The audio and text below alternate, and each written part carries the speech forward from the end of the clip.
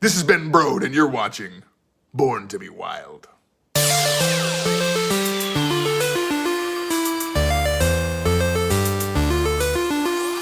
Greeting, traveler.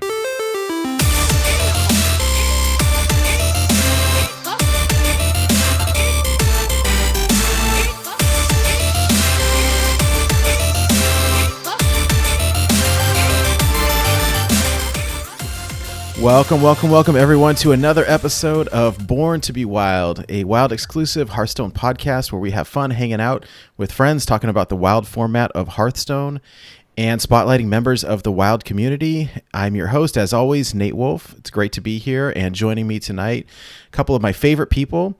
Mr. Hydralisk, how you doing tonight? I am doing great, Nate. Thank you very much. I'm super stoked to talk some Hearthstone. I'm super stoked to talk some lore. So it's a good day. Always fun, yes. And Mike had a schedule conflict tonight and couldn't make it, and so our good friend Wildcard is joining us as well. So welcome back to the show. Welcome, Wildcard. Thank you, everybody, for having me. I hope Mike's doing all right.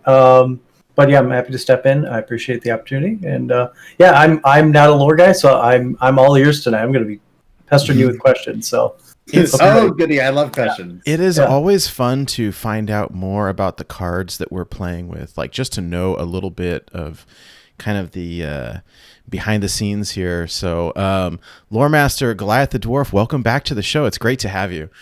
Thank you. I have been looking forward to this for weeks. I'm really excited. I love talking about this type of stuff. And like I always say, there's something special and fun about telling a story to people who've never heard it before and just seeing everyone's reaction. So I really enjoy doing this sort of thing. Yeah. We were talking offline yesterday about trying to just kind of get the flow right and get the picture set up and kind of make sure we had the order right. And I had all these questions kept popping up, and I had to keep stopping myself from asking the questions because you'd spoil it. Right. We wanted to save it for the show. So I will say, so the format of this podcast, for those people watching or listening who are not as familiar with it, is that we record live on Twitch every Friday. And then we release the podcast as a video version on YouTube and then an audio version on all the podcast apps. The bulk of people listening or I guess consuming this podcast, if you will, do it via audio. And I will say that this oh, hi, kitty cat. She just jumped on my lap. Off the rails already. Almost pulled out my earphones. Oh man, no! Those are the biggest eyes I've seen on a cat. Scared the crap out of me, actually. I will say that for those of you who normally listen to the podcast as opposed to watching it, this is one of the episodes that I recommend watching. We'll be talking about lore tonight. The bulk of the episode will be talking about lore. Last time we had Goliath on about 6 weeks ago.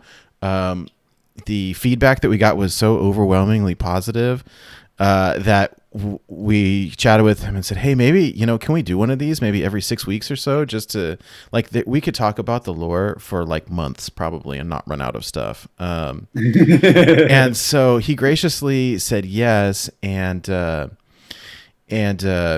Anyways, when we're talking about the lore, what's really cool to do is to have either the artwork or some of the screenshots from World of Warcraft alongside the Hearthstone cards, so you can kind of see how they translate. And more often than not, the artwork matches up remarkably well. So this is one of the episodes that you want to watch. We've got a separate playlist on YouTube for lore episodes specifically. So this will be added to that playlist if you're interested. Anyways, I'm going down a rabbit hole, but definitely recommend watching this one. So before we get started, I did want to say a big, giant thank you to Shokunin, the executive producer of our show, and Pug Ugly joining him as an executive producer. You guys, thank you so much for your support. It's just amazing, and we thank you very much. Really appreciate it.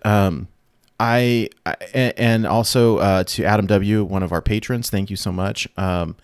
We set up the Patreon just as a way. Honestly, we weren't going to do it quite so early. We've been trying to talk about rewards and setting up a system where we could do that. And the only reason we set it up so early is we had a few people reach out to us and say, "Hey, we want to donate. How can we donate?" So, okay, I'll set it up. And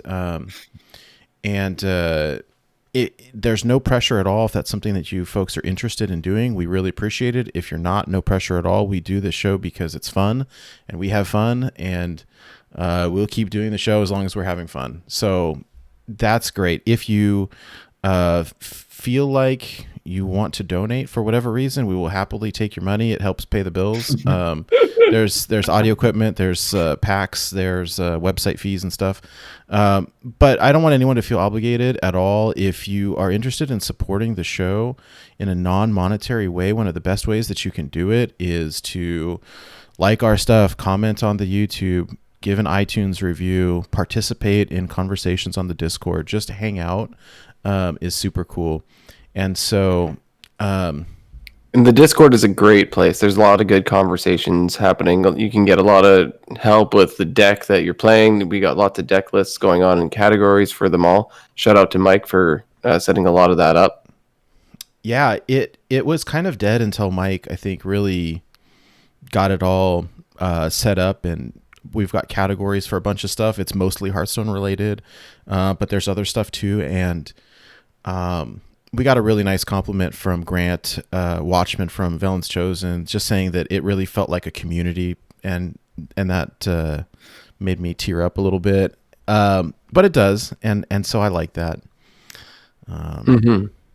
Anyways, me too. It's real friendly, drama-free community. I'm really happy I got that Mike recruited me into it just at the same time it was getting upgraded from whatever you had before. So I got invited to the Discord at just the right time, I think. Oh, I appreciate it. Yeah, we really try hard to stay away from drama. Like, there's enough drama going on in the world right now that we don't need more in the Discord. Like, this is where we go to get away from drama. So, anyways, let us see here. The other thing that I wanted to quickly shout out before we got into the main part of our show, each week we will highlight or give a big shout out to any new Wild Legends. And so we had one kind of last minute, and I wanted to give a big shout out here to TTV Nado from our Discord. I know I'm going to say he because his avatar is a detective guy from this Nintendo DS game that I played a long time ago. I think it's Hotel Dusk, which was a really good game. Anyways, he has been posting on the Discord for the last week or so. It was like up and down, up and down, up and down. Yeah, that is right. It sounded like a battle. It was, yeah. To battle. Gaining and losing the ground. Oh, it hurts. But he posted... It was last night. About 9:00 p.m. Hit Legend for the first time with Odd Paladin. Nice. I know he'd been really hoping to hit Legend with a deck, like a homebrew deck, but he was mentioning that, and I cropped the picture here, but that he had made his own version of this deck way back when it first came out, and there was not enough support to really make it into a full archetype, but that this version of the deck that he used had a lot of his initial choices, so it felt still very personal to him. And nice. That's just super cool. We always joke, right, that you always remember your first time, but it feels like a big weight lifted when it happens. So anyways. And it's that much easier every time after that. It's just, once you get past that hump, it's just like, oh, okay, the hump is doable. Now I know. Right. Now you know it's not the impossible task. You can finish it off. It's definitely doable, and I think that number one, you realize like, oh, I can do this, and then number two, it's like, I don't know. At least for me, not as much anymore, but I used to experience so much ladder anxiety, and I still do when I'm pushing for Legend to some regards, but like, after you've done it, you realize like, oh, it's attainable. It's not impossible. I can do this. And that It's a matter of time. It's a matter of time. It's a win rate. I used to say like, or think that, my win rate needs to be like 80%, 90% for me to do it. And it's like, no, you could hit with 60% win rate or whatever win rate.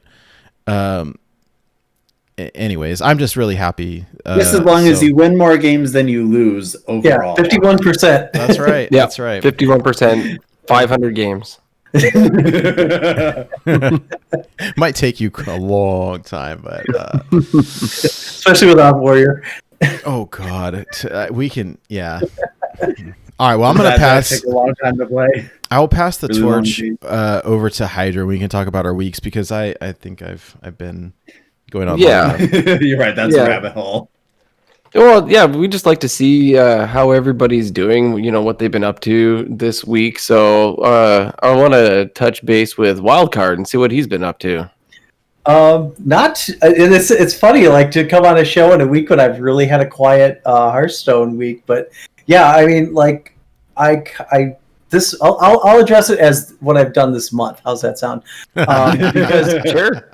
Because at the beginning of the month, I decided I've just been sort of fed up with like the Reno Priest and the Quest Mage and whatnot, and I decided I'm just going to auto concede against them every time I see them, and I'm just going to play my own deck, and I'm just going to win against everybody else, and I did that.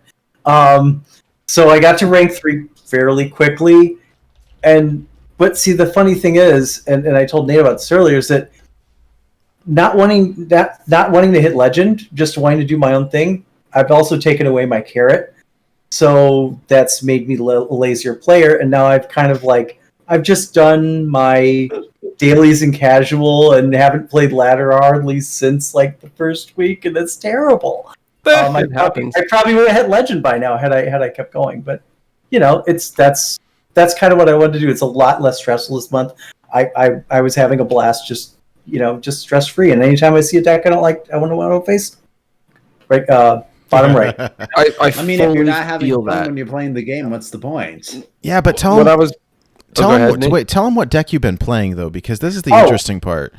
Yeah, I've been playing my big Demon Hunter. Yeah, what is that? Oh, that is the thing now, huh?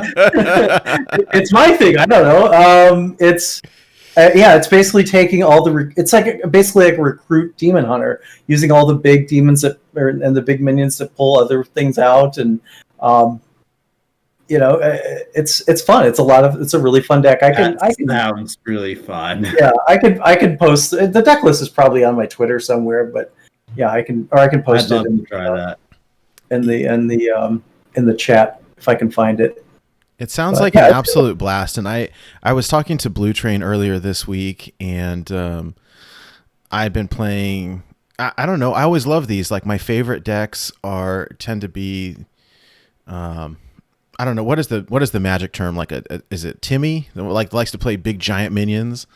I always get the I get them all, those three confused. I know I get them all confused too, but I've always liked like big green, right? So I love cheating out giant minions early. Timmy, Johnny, and Spike, right? Yeah.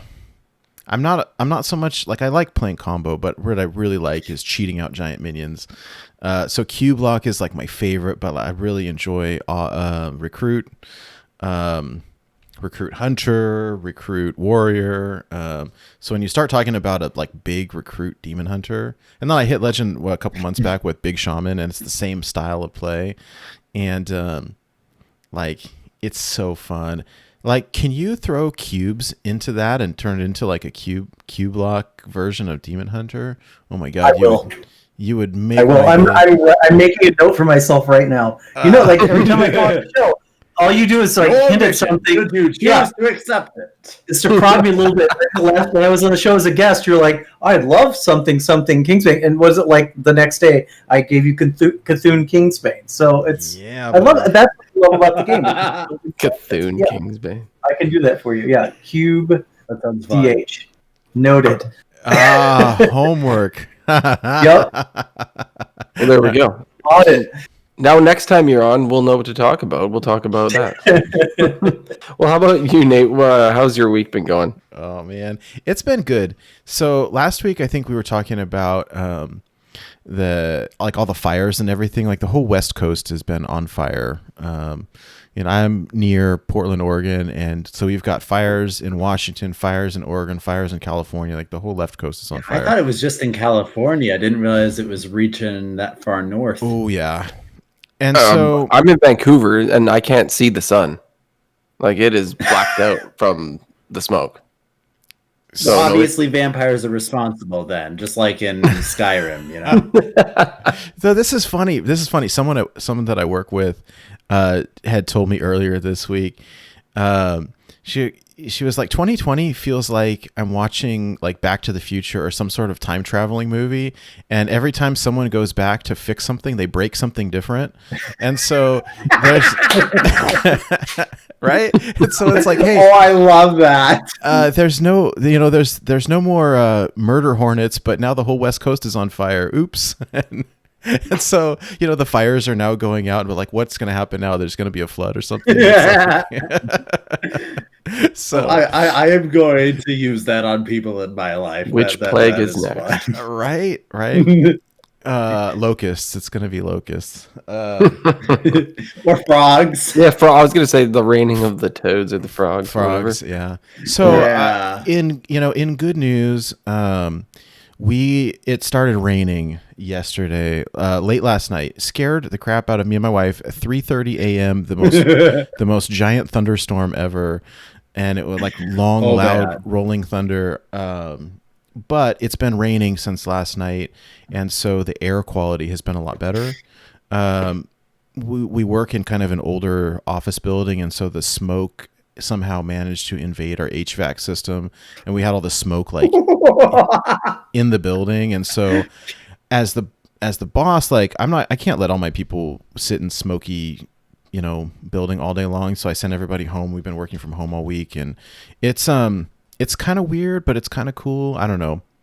That being said, my week has been great. Last week after the show, I was really struggling. I was trying to hit legend, and I was I kept falling back between 3 and 5 and 3 and 5 and just couldn't settle on a deck. I ended up hitting legend on Sunday with a Q block featuring Archwitch Willow, which is so awesome because everyone kept saying how terrible it was. And I always wanted to play it, and it was too slow. But then when they just recently buffed it from 9 down to 8, the 5/5 honestly doesn't matter. But reducing it down to 8, she was the MVP. So I took this deck. Let me pull it up here. Here I hit Legend A. Okay, and then here's the stats though.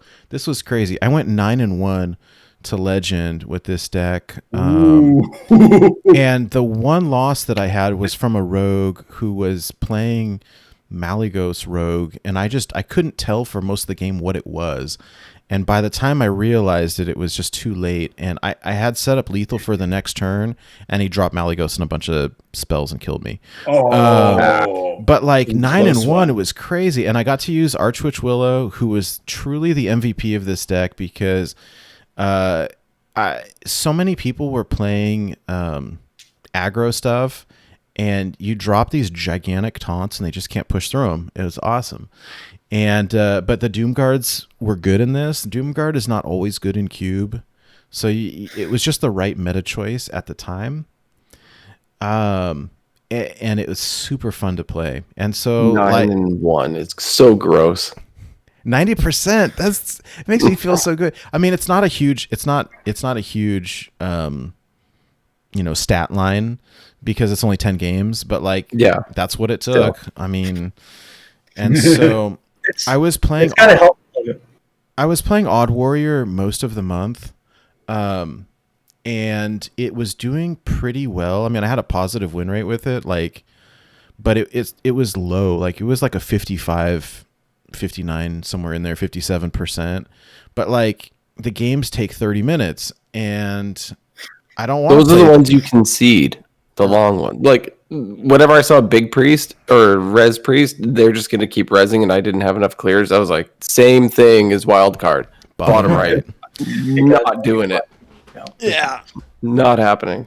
So this is what I played to hit Legend, and then once in Legend, I started. I came in around seven, whatever it was. Decayed a bit down to about 1,000, and I've been jamming a bunch of Kingsbane, and I'm back down to 700-ish. And so Kingsbane has been super fun. I'm currently 67% win rate with it. I've been playing a bunch of different versions. I tried 5 or 6 different versions. I started out playing Smudge's version. I think her name is Chloe Sharp on Twitter. She's probably the best Kingsbane player around. I don't know, in the world, around somewhere, but she's in EU, and so the meta there is different, right?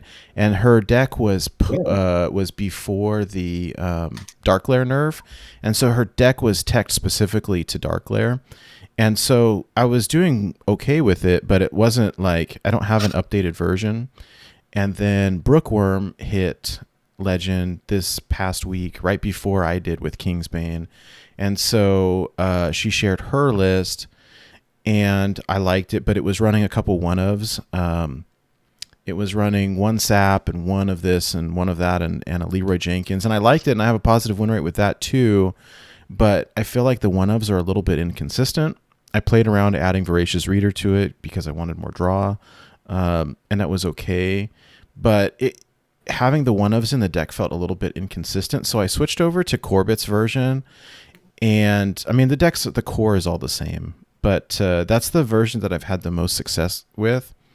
Currently 67% win rate with it. And the only thing I feel like is risky is there's no Sap. There's no Doomerang.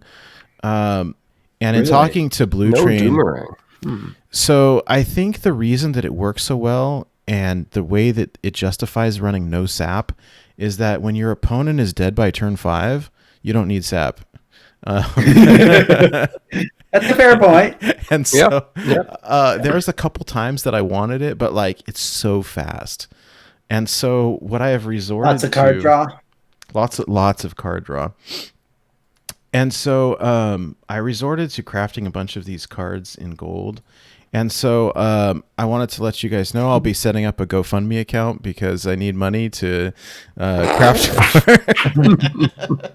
to craft more gold cards. I'm just joking. But look I'm so close now. The only thing I'm missing, 2 Plague of Flames and 2 Dark Skies, I think. And I crafted my preps earlier today, but I'm missing 1 Secret Passage and 1 Parachute Brigand. That's it. Wow, you did the preps. You Here's pulled the trigger on the want to preps. know. I did. It was not cheap. That's the one I still haven't pulled the trigger on. When you're about crafting the golden cards, do you craft them in addition to your regulars, or do you disenchant the regulars so that you only have the goldens? I keep What's both. your golden style? I keep both, but I don't know. That's my style too. I don't know what other people do though. I get rid of the regular ones. They fuel more gold cards. What do you do, wild card?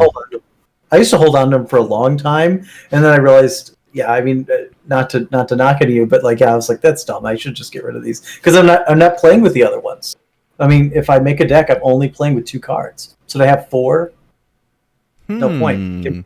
And I am like the king of gold. I like the color border that's replaced by the gold. Sometimes I like the class colors instead.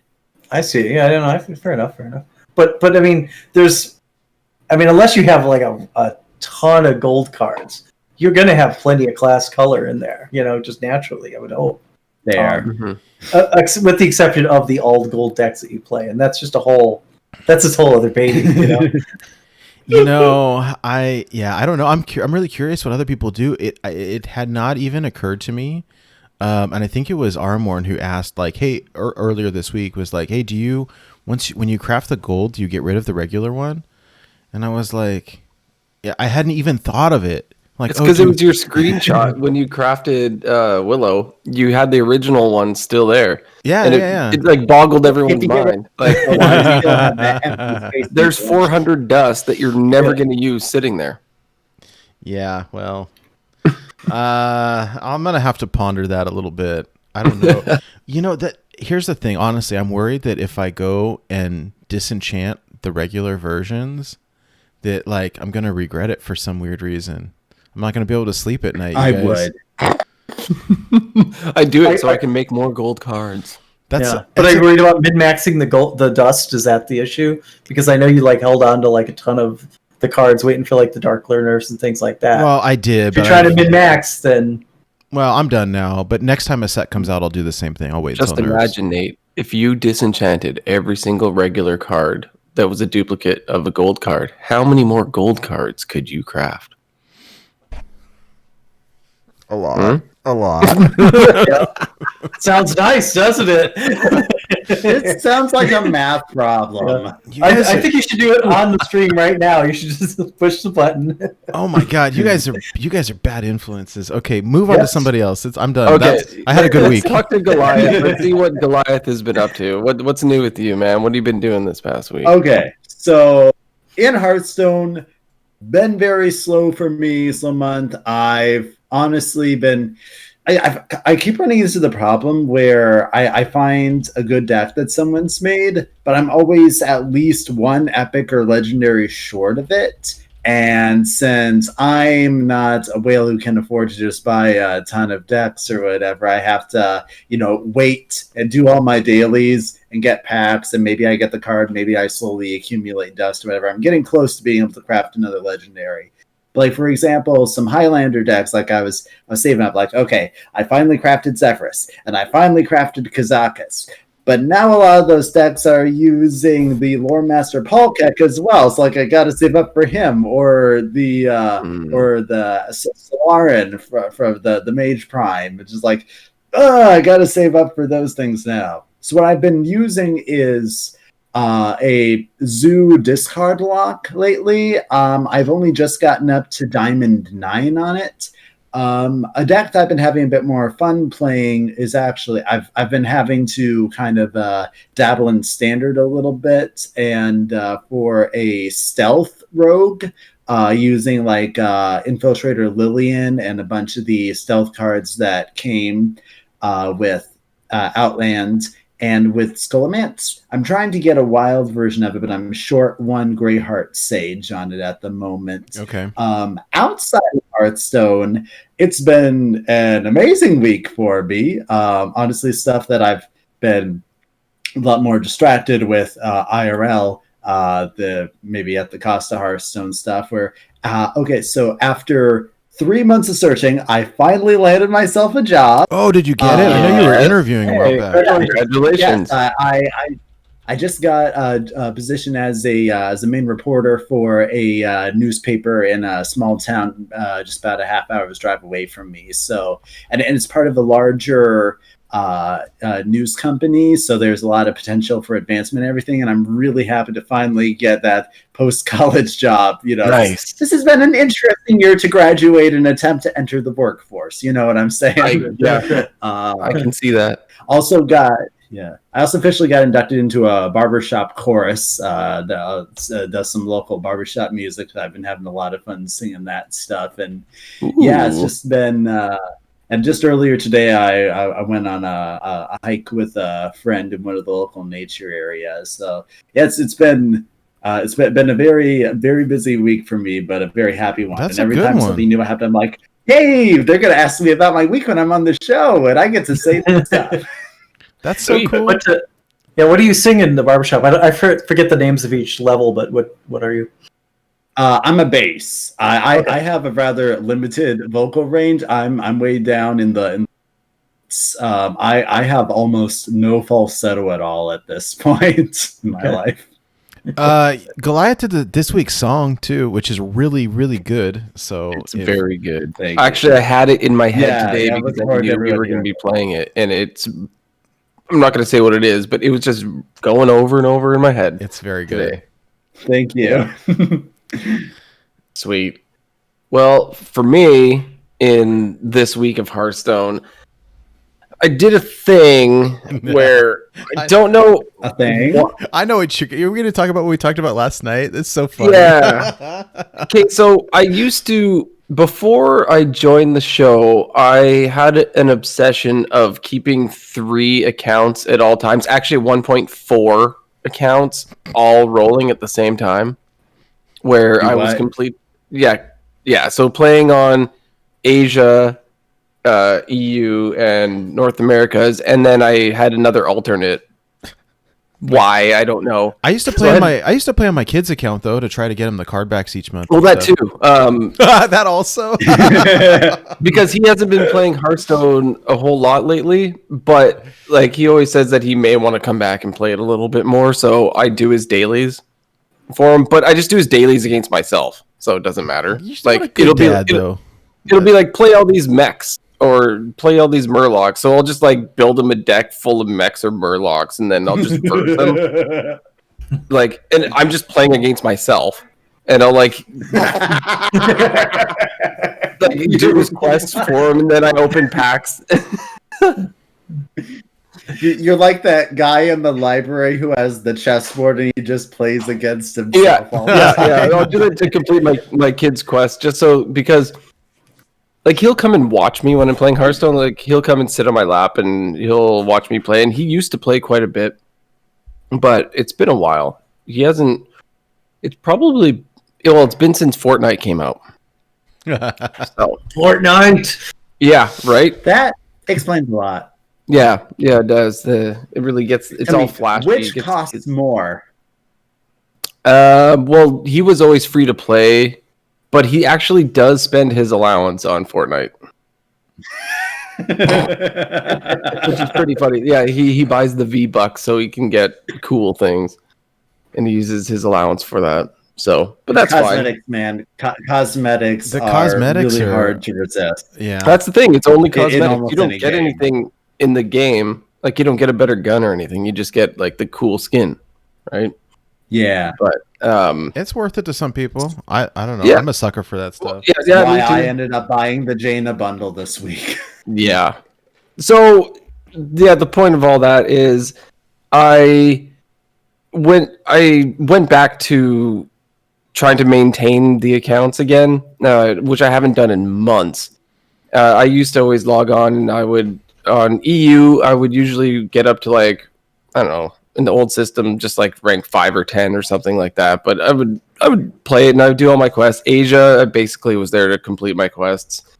It was just something to do when, I would achieve wherever I was at in NA. Like, I would have a goal. Like, I'm going to get here. And once I got there, I would kind of get bored. So I'm like, I thought about it one day. I'm like, what would it be like if I just started a new account? So that's when EU started. And the first deck I built, because it's a ways back, I built a Cthulhu Warrior because they gave you Cthulhu for free, right? Mm-hmm. So it's like, okay. Right, yeah. And then you get all these Cthulhu cards, and that was easy for me to build that. But it's my EU account is built to the point where it's completely free to play. So I built all like the main wild decks that you would see, because I knew if you're going to play free to play, why would you play standard? Like, it makes no sense. Like, play wild, because these decks are eternal. So I built like Odd Rogue, Odd Paladin, Pirate Warrior, Mech Paladin, Secret Mage, Quest Mage, like all like staples that are basically always good. Mm-hmm. So I can, depending on the meta, I can pick like whatever's currently like the thing in EU. So I did that on EU. Asia is nowhere near as big of a collection. It's got Pirate Warrior, Secret Mage, Odd Paladin, and Odd Rogue, which isn't bad. So those can all kind of go against the meta at any point in time, like depending on what's good. And like Secret Mage is like the cheapest good deck, even though it's super annoying. I hate playing against it, but I built it on my alternate accounts because I know it wins games.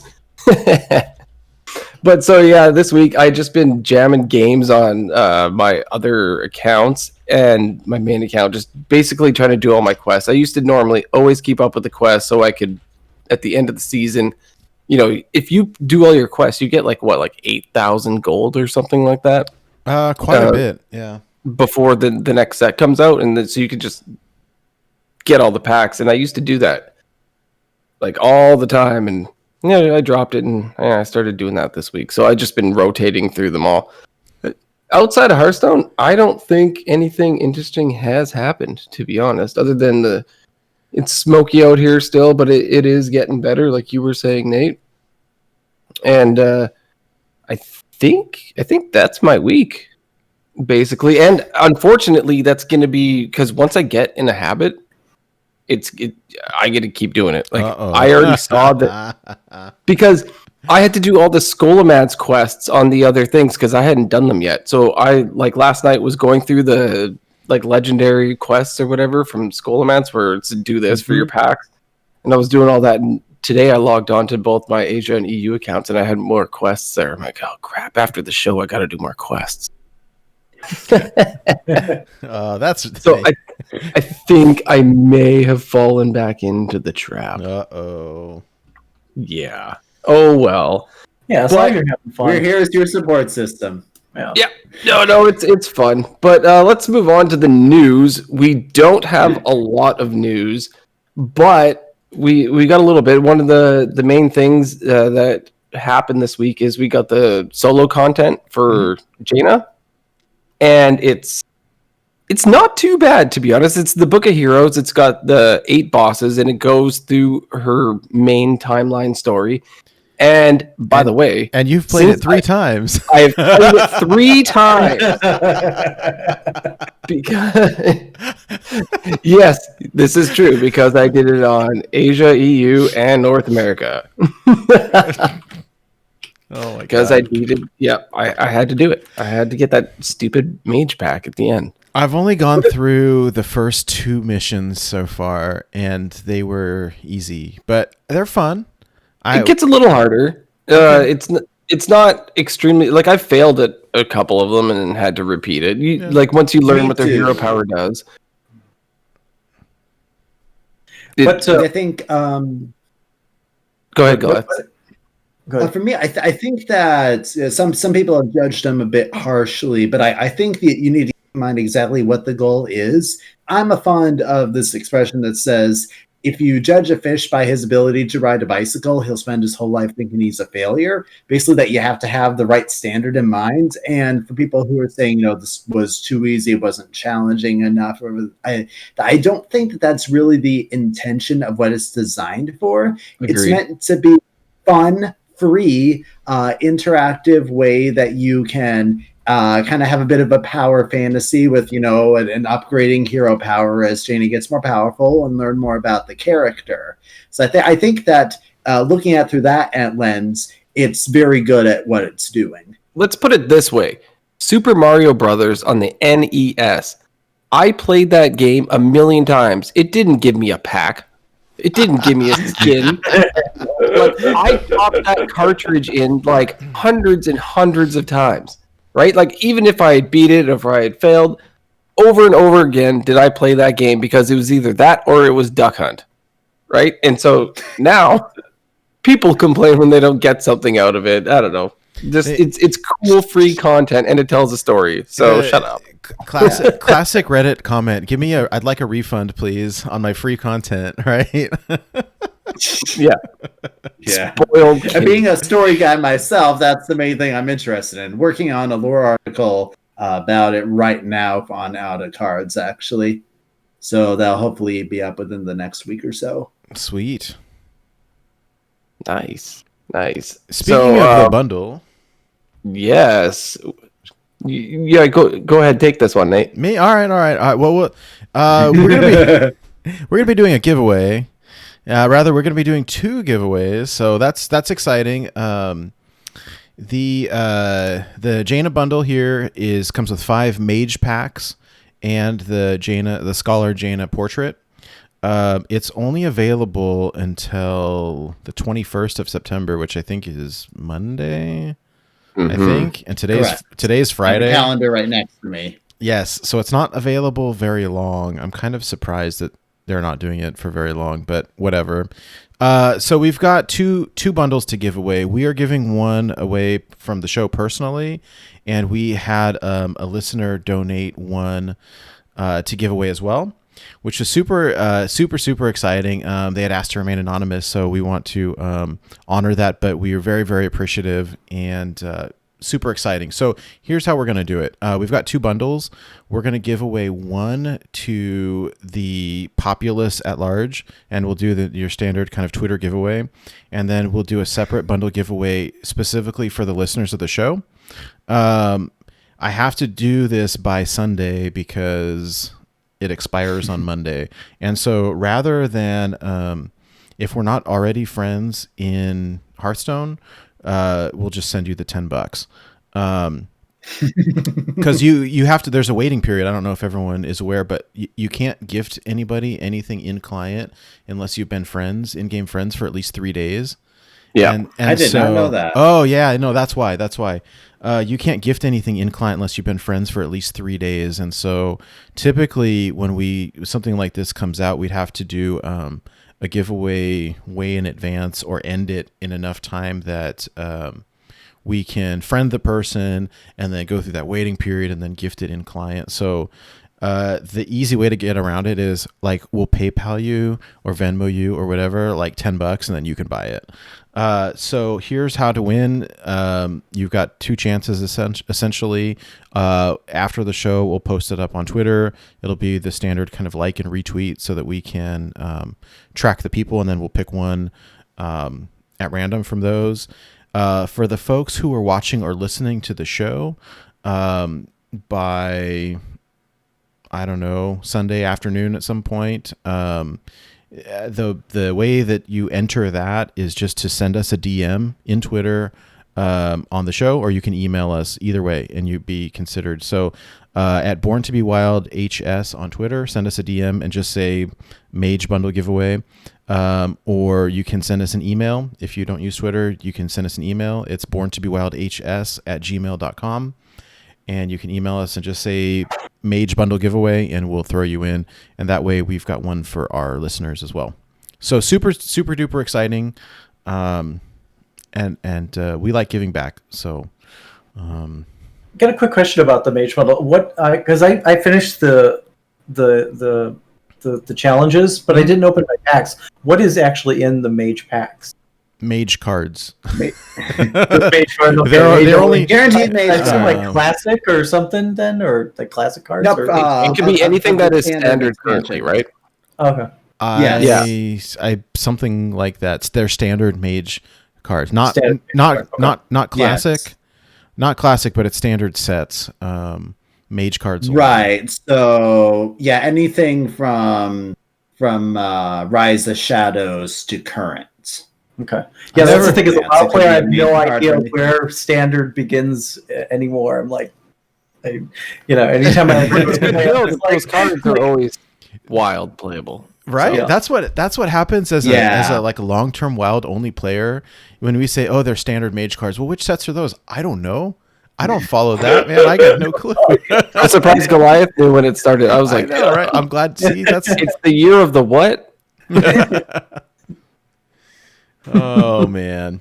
Yeah, and this is one that's important to remember, that they don't follow the guaranteed legendary after 10 packs rule, unfortunately. They do so, not. like for mine, I just got the standard, mostly commons, and the one rare in between.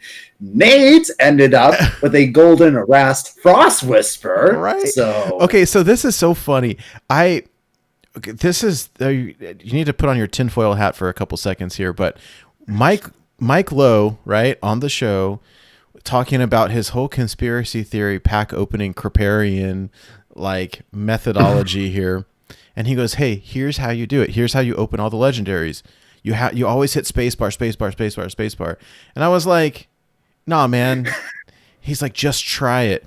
And so I did 5 packs, 2 legends, 1 was gold in my first pack, and I was like, Mike Lowe, this is you, buddy. So wait, spacebar as you're opening it, or rapidly? No, That's how it opens it. You can Instead use of clicking them. Yeah, instead of clicking with the mouse, you can use spacebar, and it does the same function. Oh, It'll flip the card, and so I don't know. I shall test this theory. there's like a 99% chance that it's a what do you call urban legend, but it worked for me. That's all I'm saying. I don't know. I just opened. I actually, as you were talking, I opened a pack on mobile, and I got a legendary in my first pack. So Just now? Just now, yeah. What'd you get? Sorry, I got a Reno the Relicologist, non-golden, so it's trash. Still a great card. Yes, it is a great card. Oh my god! Any Reno card is a great card. Amazing. What an Like open me. pack. Card's amazing. Yeah. I did open a legendary. What was the name of the one that I just got yesterday? Asia, that 312 for 8. It's the paladin one that rushes and turns the opponent card you're attacking into a 3/3. Goliath. It's the one that you said that didn't belong in Scholomance, the paladin legend. Terralion. Terralion. Yeah. Yeah, I just got that one, and I wouldn't mind jamming it in a deck, but it's on my Asia account where I have the least amount of cards, so I will keep it. I'm not going to disenchant it. It's just going to take a while to actually have a deck I can throw that in. Yeah, we're going to change the name of the show to Born to Be Whale, and Born to be Will. I won't fit in with that. jeez.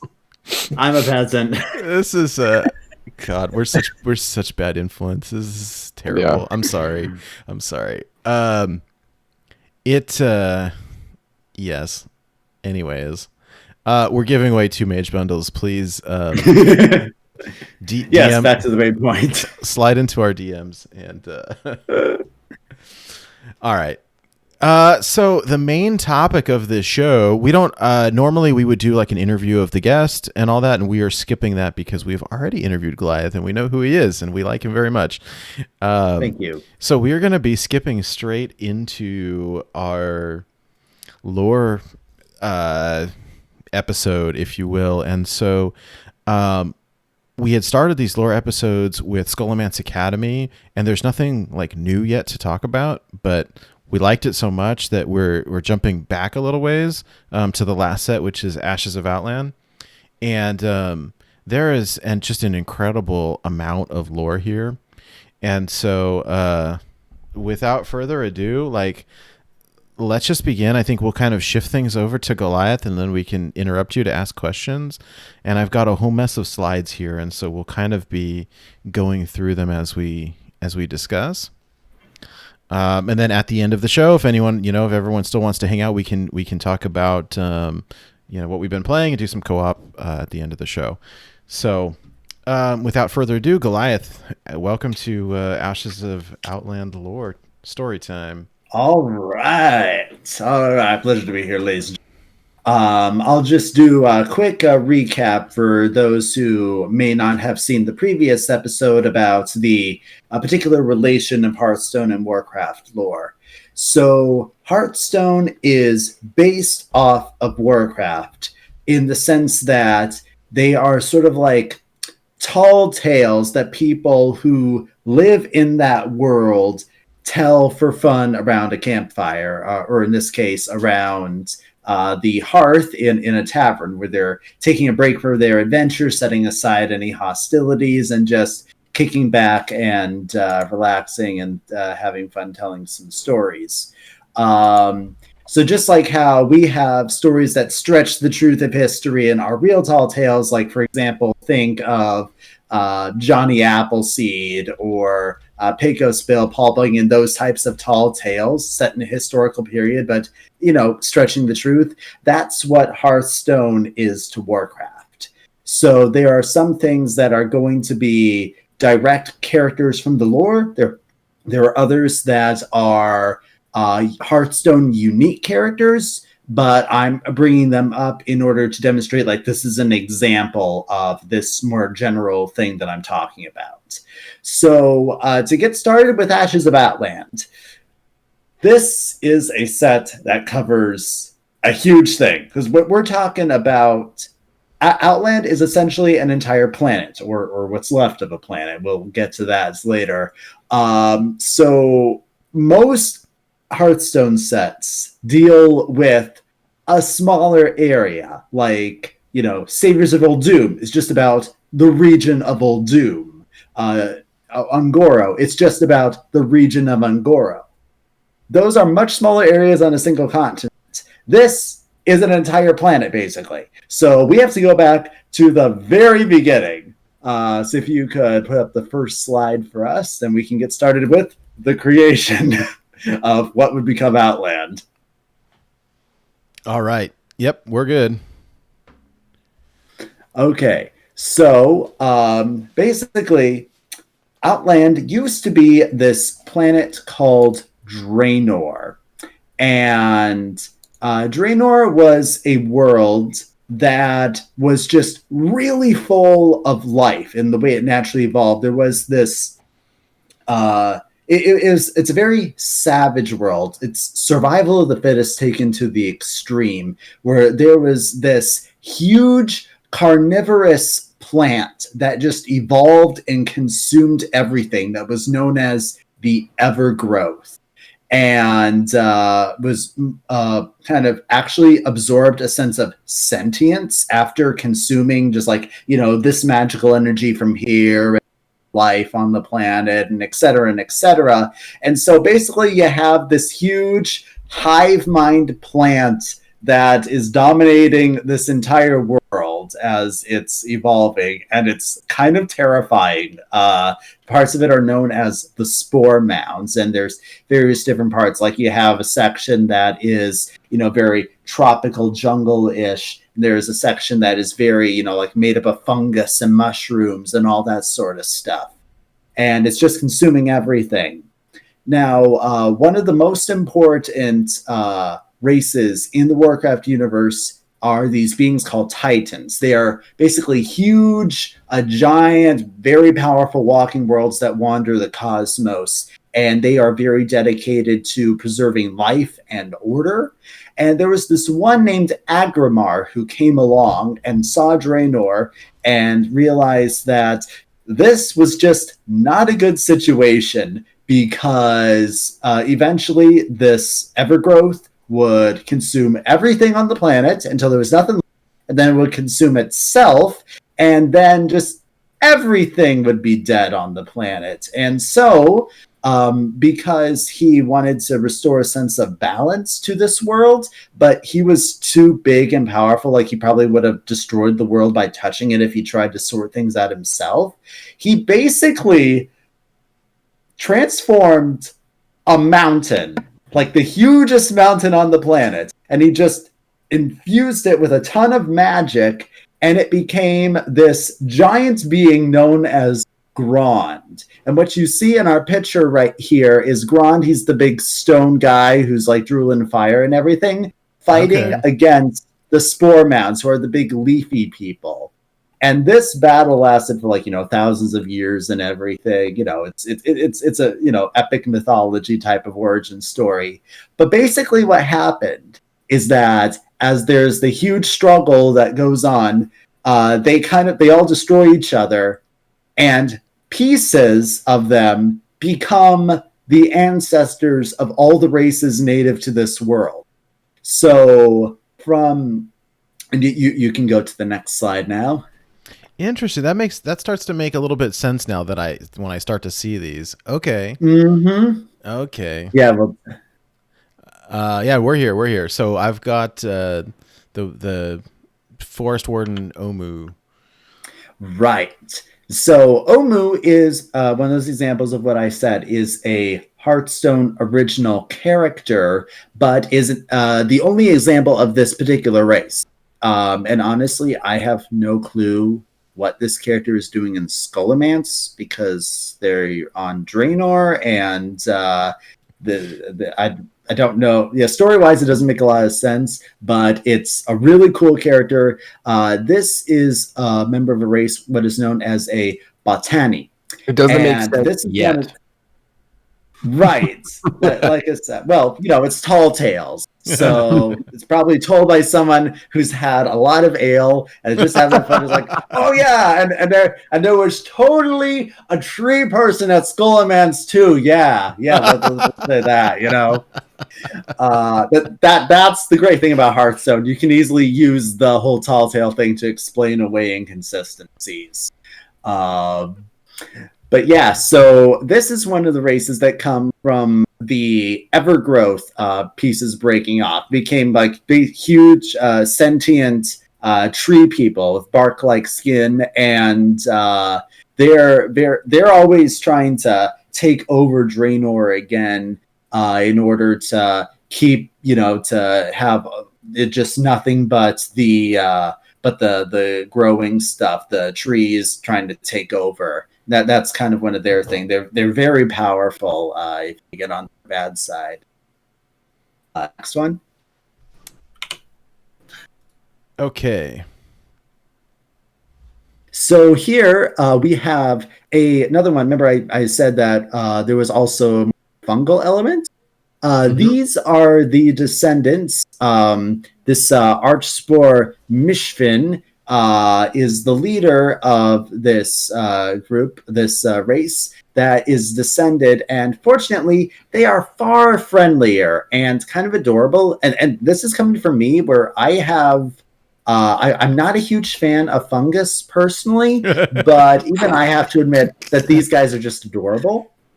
And so they're also like a descendant of basically, magically infused pieces like from like powerful spores and everything that came off of this, giant plant creature as it was fighting the huge mountain creature Grond.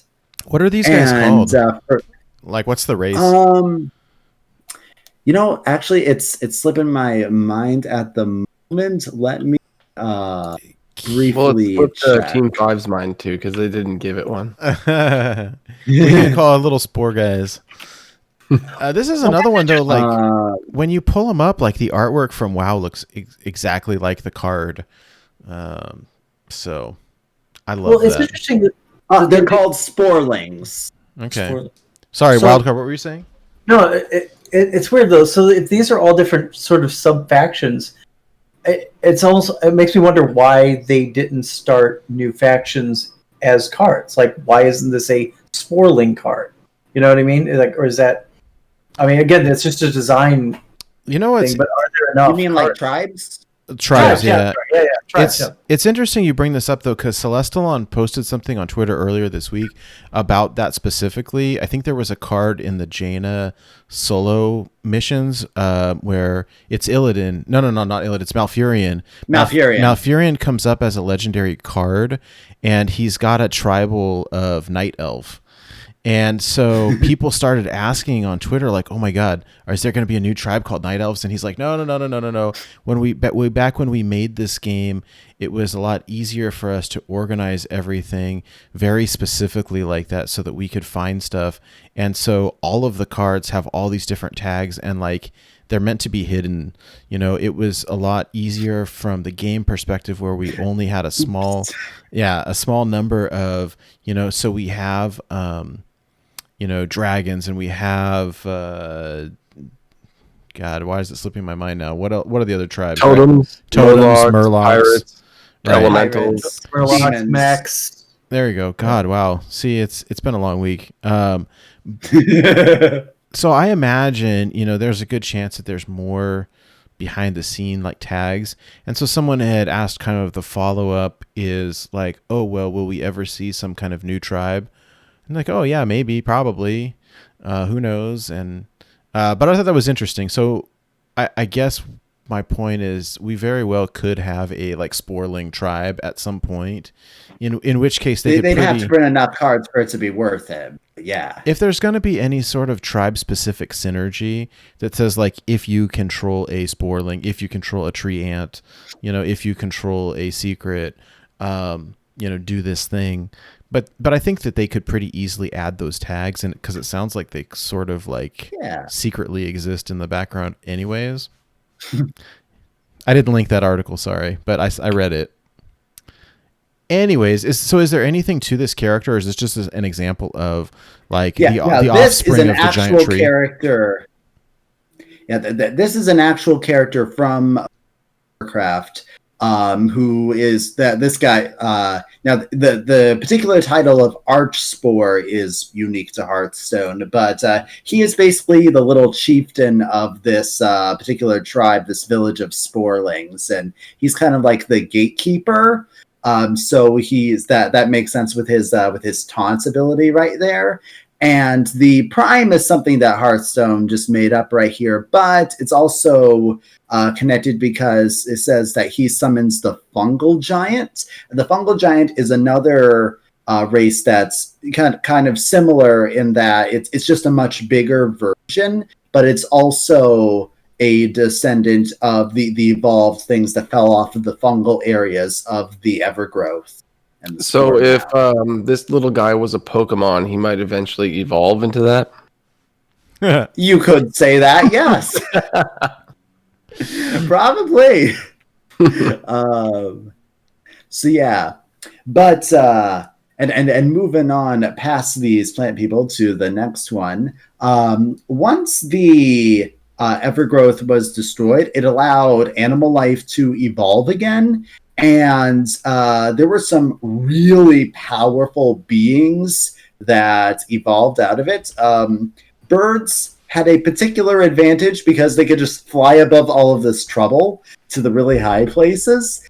And through a couple of like very powerful kind of like demigod bird people that evolved, they created a race called the Arakkoa, and that's who these are right here. An example of the Sethrex Veil Weaver and the Cabal Talon Priest, and I think that there might be one or two that exist in Hearthstone as well. And they have their own entire history that would take. So basically, I have to summarize a lot of stuff. I wish we could get into these people, but there's not enough Hearthstone cards directly related to them to justify the time it would take. But just know that there was different factions that evolved, about some of them focusing on light, some of them focusing on shadow, some focusing on wielding arcane magic, and there is backstabbing and political stuff, and some of them got devolved and lost the ability to fly, and that's why the ones in these cards, they're all like hunched over and look like they're kind of the dark magic types. That's what these particular ones are right here. Yeah, the Cabal Talon Priest was always a favorite of mine back in Dragon Priest, when in its like sort of original inception, just two of everything. That was a really fun deck. Yeah, I agree. You wish to live forever. Yeah, man, you're good at those. Hey, is there any reason?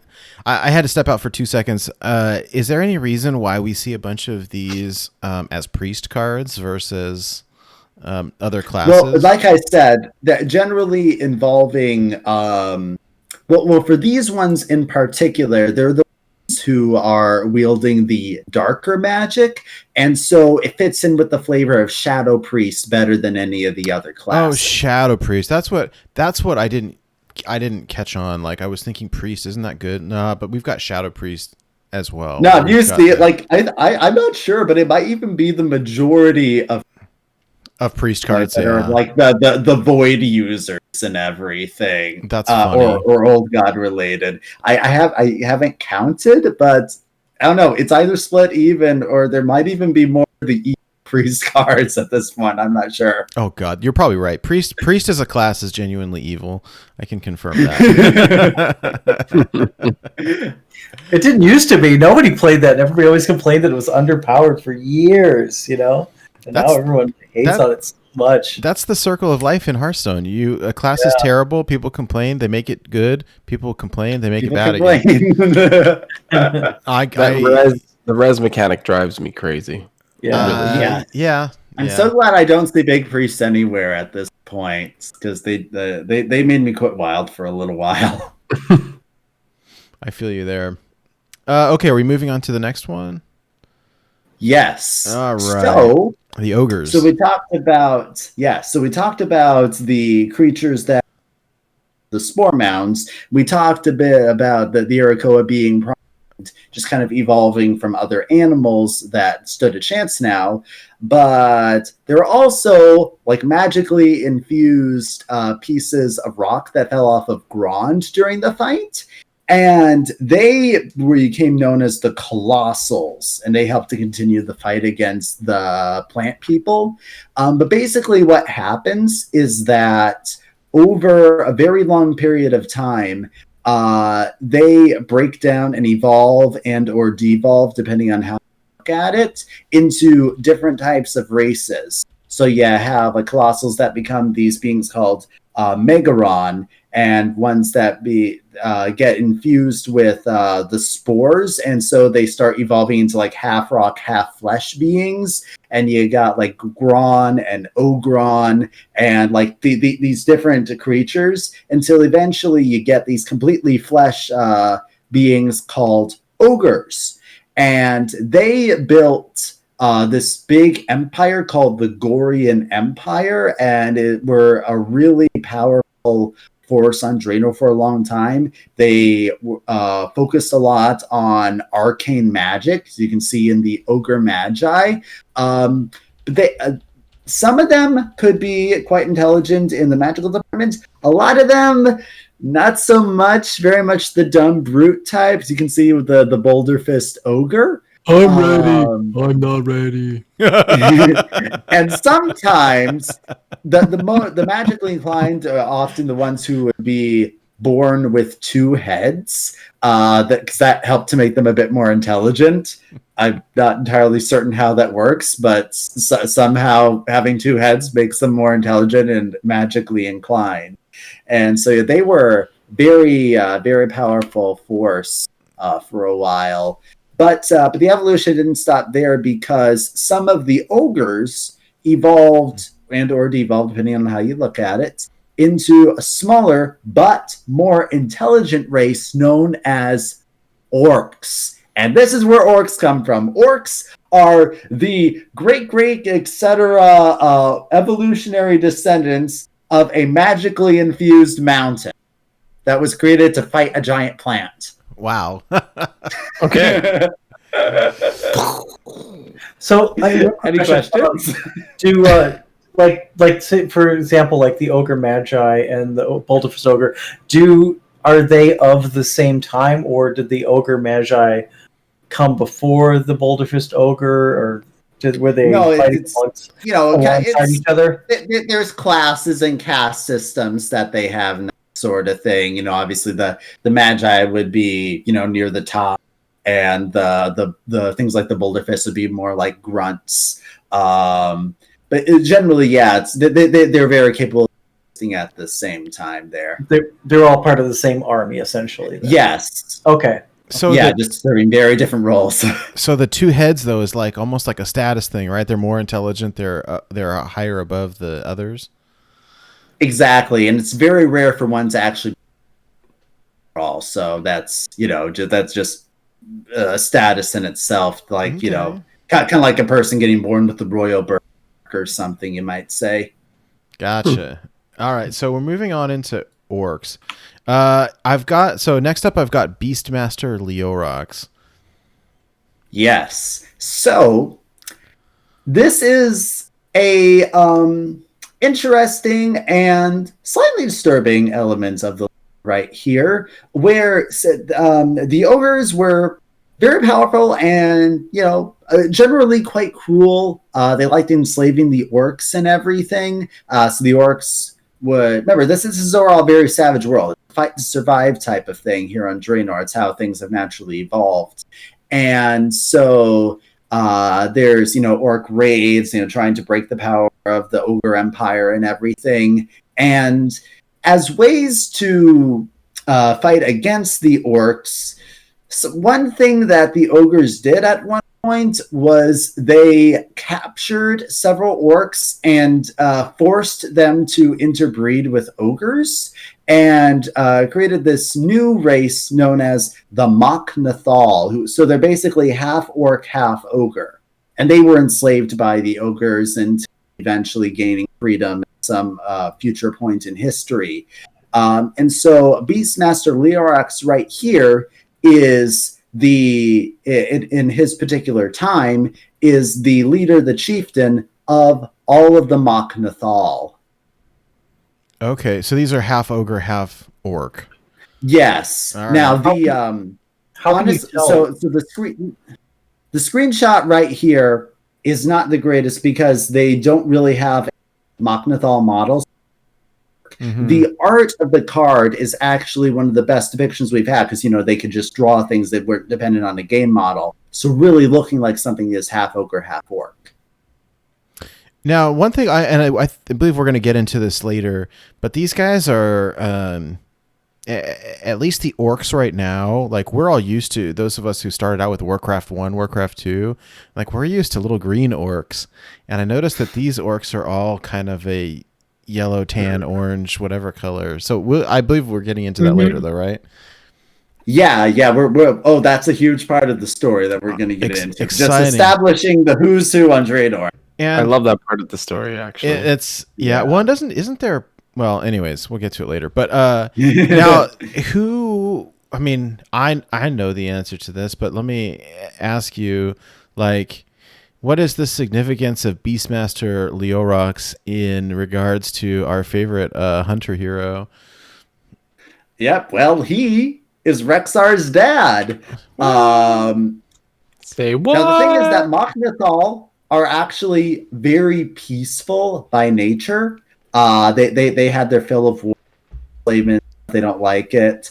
Rexxar is a bit more of a fighter. And so he actually became like estranged from his dad because his dad like, no, you got to stay peaceful. Rex is like, nope, I'm going off to go and fight. And they actually became an estranged family that had to reconcile later on.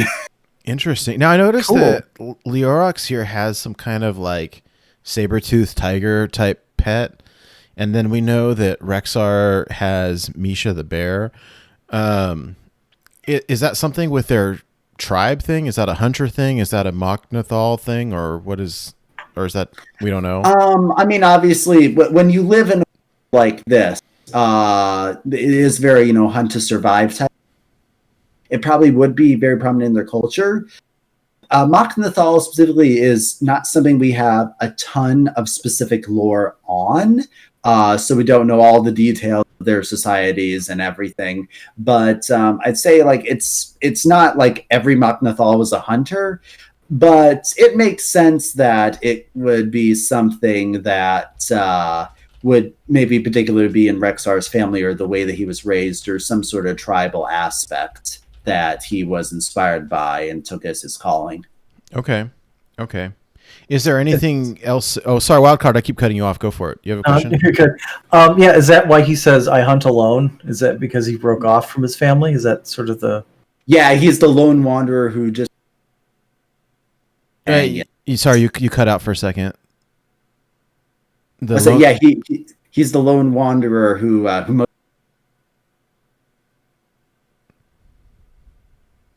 we lost you there. That's the whole I hunt alone thing. Okay. But he's separated from his dad and his family and his group to go do his hunting thing on his own.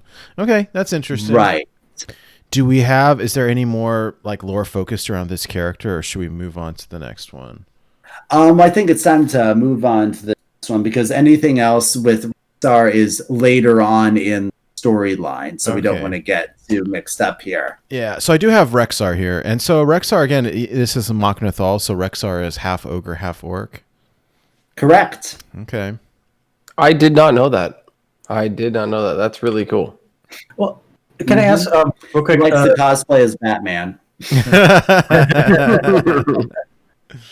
Especially for the audio listeners, maybe can you tell us what distinctive features are orc only and what are Mok'Nathal features that you can distinguish the difference? Okay, sure. So his body build, it's a lot larger, it's a lot bulkier than an orc. That's more things along the ogre side.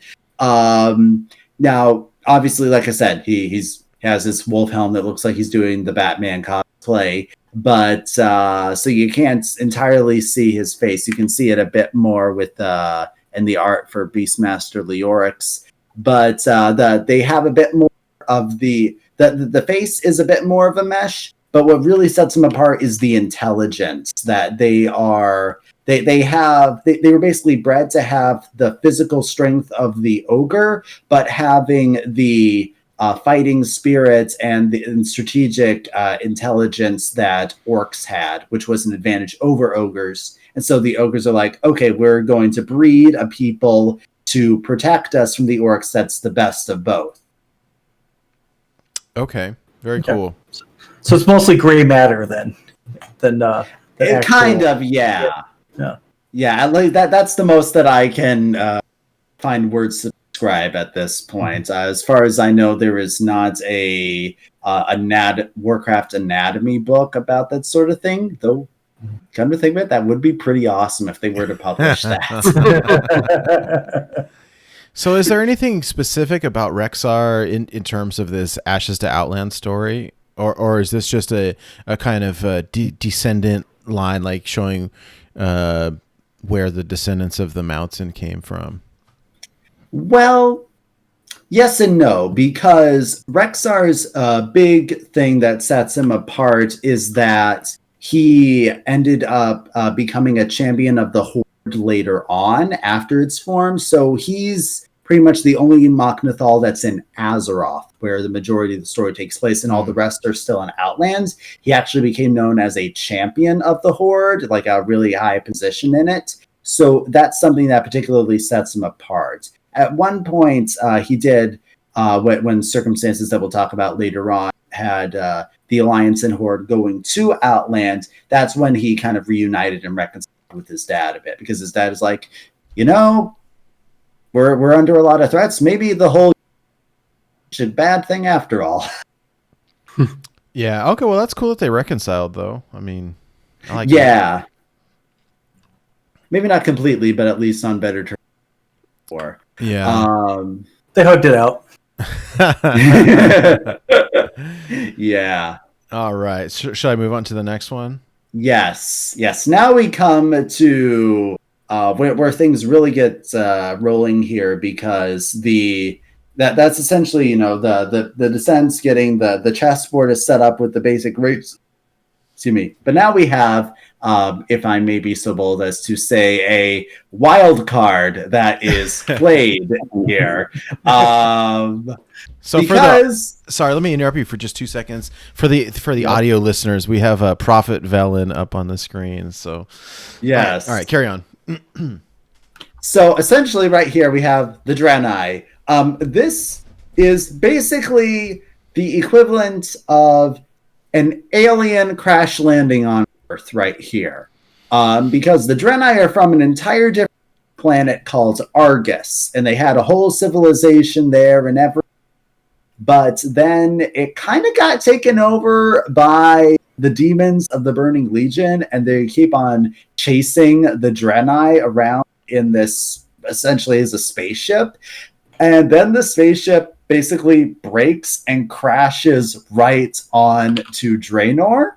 And so then which is, by the way, why it becomes known as Draenor to most people, because it's what the Draenei call it. It's the land where the Draenei live, Draenor.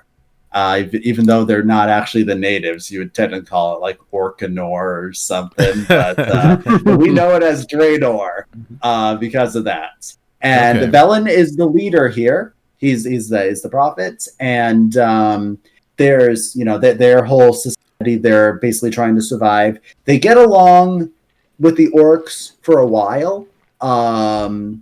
Relatively peaceful things. I mean, the orcs are, like I said, from the orcs' perspective, this is what we would feel if, alien spaceship crashes in your backyard and starts setting up a little town or something. You kind of get a little freaked out, wouldn't you? What's that movie with so, Jim Carrey where the spaceship lands in the pool in the backyard? I think it's called Earth. Oh, actually, I shouldn't say the name of that movie. Never mind. Move. It's called Earth Chicks Are Easy. Oh, I forgot about that movie. I've never heard of it. Yeah. So the Draenei, But, these are interesting. Like these folks have purple skin and tentacles where their chins should be. And okay, these guys have like the kind of hooven feet as well. Yeah, they're basically, a lot of people when talking about the game, a lot of players like to refer to them as space goats. Tentacle space goats. Space Coast to goats, coast. to Yeah. coast. That's what many players like to refer to them as. Oh my god! And of course, love I it. absolutely love Velen's long, luscious beard there. It's amazing.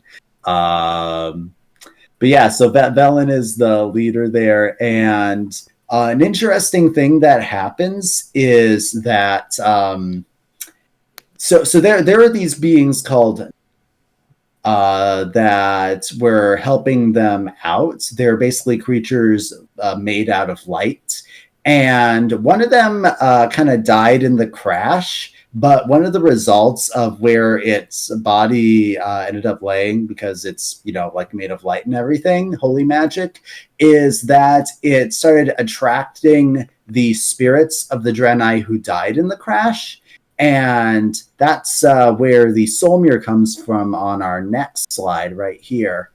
Oh yeah, okay. So the next slide is the Soul Mirror, which is the legendary priest spell from Yes. I don't even know what's said anymore. Outland. We're Makes focusing sense. on Outland cards here. But yeah, so basically the Draenei discovered we can communicate with the spirits of the deceased Draenei here because their souls are attracted to this area. So they built this giant mausoleum city of the dead called the Arkandun. And the soul mirror is this crystal that allows them to communicate with the spirits. And so this card's effect is summon the copy of the enemy minions. It's kind of like, your ancestor or your soul double or something that's being summoned from the power of the soul mirror. That's pretty good flavor, actually. I like that. Mm-hmm. And yeah, I didn't notice this until I had pulled up the artwork, I had Googled it, but the character in the Soul Mirror card mirrors the one from WoW, right below. It's it's wearing the same armor, so clearly it's a Draenei, I don't know, warrior or something. But what is there any significance to that character? Well, that he's the member of a special order of Draenei to protect the spirits of the dead in Arkandun right there. Okay. When they became under threat. And so basically order that's meant to protect the area. Very cool. It reminds me of the Royal Guard from Star Wars. Yeah. Yeah, this is we'll making be me want getting a back to that, priest-based expansion or something. Yeah, that would be pretty cool. Yeah, kind of would actually. Yeah, there's a lot more space stuff in this fantasy story than you might initially expect there to be. And the Draenei are big contributors to that. Yeah, they have teleportation, from Star Trek, and they have all their spaceships and everything, and they're from a different planet. And we need spaceship cards that you put on the board, and you can load your minions into it, kind of like a bunker in StarCraft. I thought that sort of thing could be really cool too. I've tried to get into Magic the Gathering 3 separate times, and just my Hearthstone brain finds it way too complicated. But I remember once when I tried to do it, it was a set that was out, and they were having these vehicle cards in Magic. It was an invention themed one or something. And you could load minions into this vehicle card in order to activate special things. That would be something really cool to have in Hearthstone. Huh. All right. Okay, should I move along to the next one? Yes, because now all right, next we have things get really bad here. So we have Gul'Dan here, and I've got the screenshot of him from World of Warcraft, but I've also got both hero portraits of his normal one and then his 1K portrait, because his 1K portrait like really mirrors his appearance in the game. Yeah, it's amazing, and that's probably the 1K portrait I'm the closest to getting, just because I tend to play ranked with Warlock a lot. I'm not that close to getting it, but I'm probably going to get it before any other. Very and cool. I do really like it. Okay, so he's an orc, right? But he's and he's green. Yep. All right. So basically, the reason he's green is also the reason that he's the Warlock hero, because he was the first orc. And in World of Warcraft and Hearthstone, being a Warlock means that you're dealing with the fell, chaotic magic of the Twisting Nether that is the same magic that the demons of the Burning Legion use, often generally involving getting packs or summoning those demons or working for them or whatever. Now, Gul'Dan was basically... he was a, what's the word that I'm looking for? Freeloader in his tribe. He was a cripple and was just like not really good for anything. And he tried to be a shaman, but the elemental spirits didn't like him because that's what being a shaman is all about, communicating with the elemental spirits, because they sense that this guy is nasty. We don't want anything to do with him. So eventually, even like the very magic of the earth wanted nothing to do with this guy. And so he basically ended up as the vehicle for the demons of the Burning Legion because they were looking to invade Azeroth, but they had tried that in the past and it didn't really work. So their new plan was, okay, we're going to create this powerful army that is going to wear down all the people that beat us back the last time. And since they'll all be tired out, they won't be able to fight us off when we invade this next time. And that was the whole goal, that they wanted to corrupt the entire Orcish race and turn them into slaves of the Burning Legion. And Gul'Dan was all too happy to sell out his entire race to being slaves if it meant that he could have power and someone who didn't completely reject him. What a guy. What a guy. Yeah, he's like the most supremely selfish character in all of Warcraft, I think. And yeah, so the thing is, like, the green skin happens to be from infusing with the fell magic there. I mean, I imagine that's why he is. Yeah, I mean, his other orc folks probably look at him weird, right? Like, they're like, how come you're the only green one here? It's like, well, I'm doing dark fell magic and turn my skin green. No, that's the thing. It all had to be in secret.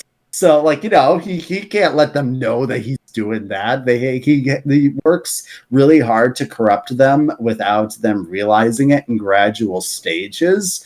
Where first he tricks them into thinking that the peaceful Draenei are out to get them, and he arranges for them to slaughter a whole bunch of Draenei, and that's when the first horde is actually established. So is he sort of like an outcast? Like, is he out and hiding in his like cave somewhere, like orchestrating from behind the scenes? Exactly. He is the puppet master. You guys remember the card Shadow Council? Yes. Mm-hmm. Yeah, I do. That Shadow Council is the secret group of orcs that he founded to control all of the orcs from behind the scenes to gradually corrupt them. And on the next slide, we have his basically second in command, Cho'gall. Cho'gall is very clearly a two-headed ogre, right? I mean... Yep. But he looks different because he's got these like spikes growing out his back. So, and he's got like eyeballs where his nipples should be. Mm-hmm. Yes. Which I guess is great for him because he doesn't have to worry about being censored I don't know. But yeah, so Cho'gall has an interesting, unique story where, so he was obviously, like you said, two-headed ogre, powerful member of the Empire. They actually were really afraid of him, and so they kicked him out so that they didn't want him to overthrow or anything. That just made him madder. And he met up with Gul'Dan and joined the Shadow Council, and he was put in charge of working with this orc tribe that was known as the Twilight's Hammer Tribe. Now, they were very much about worshipping the void and longed for the end of all things, the hour of twilight, when the forces of darkness would consume everything. And Cho'gall was put in charge of recruiting them into Gul'Dan's team. And so at first he just kind of pretended to be like the prophesied, I'll lead you to the hour type of thing. And, you know, we're working on corrupting people, and we're forming this huge army that's going to cause a lot of destruction, and it's going to be great. It's totally what you guys want. So at first he was just pretending, but then he eventually became a true believer in their dark causes. He drank the Kool-Aid. Yeah, he drank the... Well, we're going to get to drinking the Kool-Aid in The just Fel a bit. In a more literal sense. But so eventually, when the Horde would end up on Azeroth, was when he would meet the old gods and become their champion. And it was through their corruption, that's why he has like the spikes in the eyeballs, and that's very old god-y type of stuff. Right. Okay, that makes sense. Is there a reason that, like, you talked about the Fel being the thing that corrupts them, right, and it made them green, but why is everything purple or indigo colored? You mean with Cho'gall? With Cho'gall, even Gul'Dan's original portrait, he's actually he's indigo colored. If you want to go back. Well, for the Gul'Dan, that's really just an art style thing. Okay. Like it's more just like he's wearing. It's like the way that they're showing the light shining on his robe and from his magic and stuff. His skin it's kind of green, but it looks a bit on the grayish side when mixed with the blue. That's why I like the updated art for the new one that clearly shows, oh yeah, he is actually green. He's the green machine. I gotcha. And yeah, and so we're talking about two different sources of magic. The demons in the Fel is manifest as green, although I will later talk about when you overdose on it, it actually goes red. But Old God and Void magic is always of the purple, black, indigo type of stuff that you're talking about there. Okay. So two different types of evil magic. And actually they kind of are at odds with each other. Interesting. Yeah. Okay. Yeah, because yeah. So anyway, all right. And then we move on to Grommash Hellscream. Yeah. The original classic warrior legendary. Right. Which, by the way, how is this card still? I never see anyone playing this card these days. Is it good for anything? In standard, they're playing it in Rage Warrior. Yeah, it's not bad in standard at the moment. Okay. I don't think it's been good in Wild since they play with a Risky Skipper. With Risky Skipper, it's pretty crazy. Yeah. Or I saw some people playing it in like Recruit Warrior as well. But yeah, I don't know. I haven't played it in Wild, I think, since Patron Warrior was big.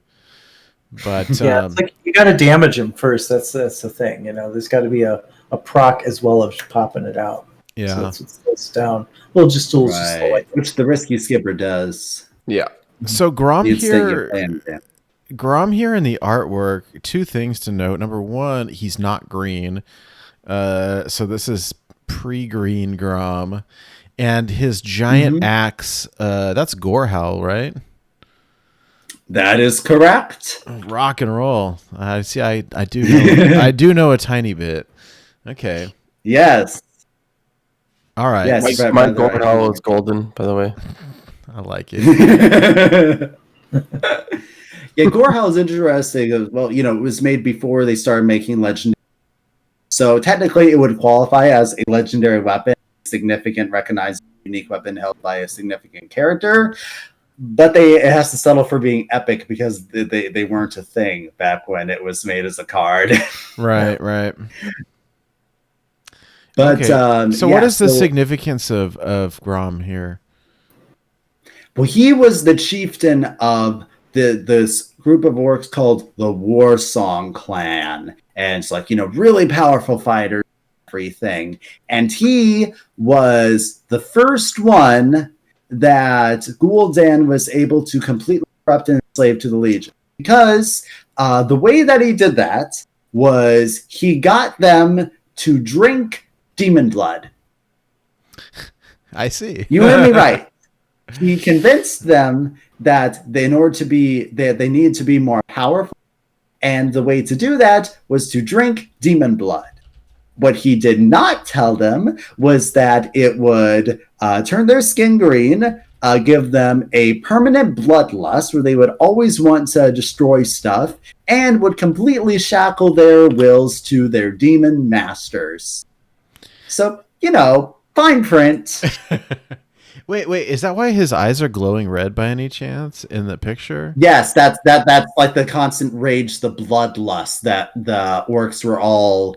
Okay. No, I wasn't sure because they because drank the demon blood. You were talking about when you overdose on the fel magic stuff, right? Did it present it as like red instead of green, or is this different? That's this correct. Is like blood. This is the kind of This thing. This is different. This is the bloodlust. We'll get Gotcha. to the overdose in just a little bit. But and then the slide that we have next is the image of him drinking the blood of Mannoroth, who was the name of the demon that Gul'Dan got it from. So how did that come about? Did he have to like kill the demon, or did the demon sacrifice itself, or did the Nope, the demon is just goes because he wants this to happen, obviously, as part of the master plan. And it's just a bit of bloodletting, just cuts open and drains some blood into this stone bowl type of thing here, and just all right, everybody, line up and swig. Wow. I love this picture, though. I mean, you really see Gul'Dan kind of plotting in the background, and Grom is up here with the giant Gorehowl drinking the blood. Yeah. And by the way, these for anyone interested in the artwork here, most of these come from the Warcraft Chronicle books, which is where I do a lot of my research. Mostly Volume 2 right here, which talks about the orcs and Draenor a lot. And then also Volume 3 for some of the later stuff right here, for anyone who's curious. Nice. They're a lot thinner than I thought they would be, because it seems like a lot of information here.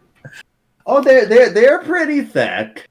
Okay. The artwork is gorgeous. I may have to look into those. You've just got Nate.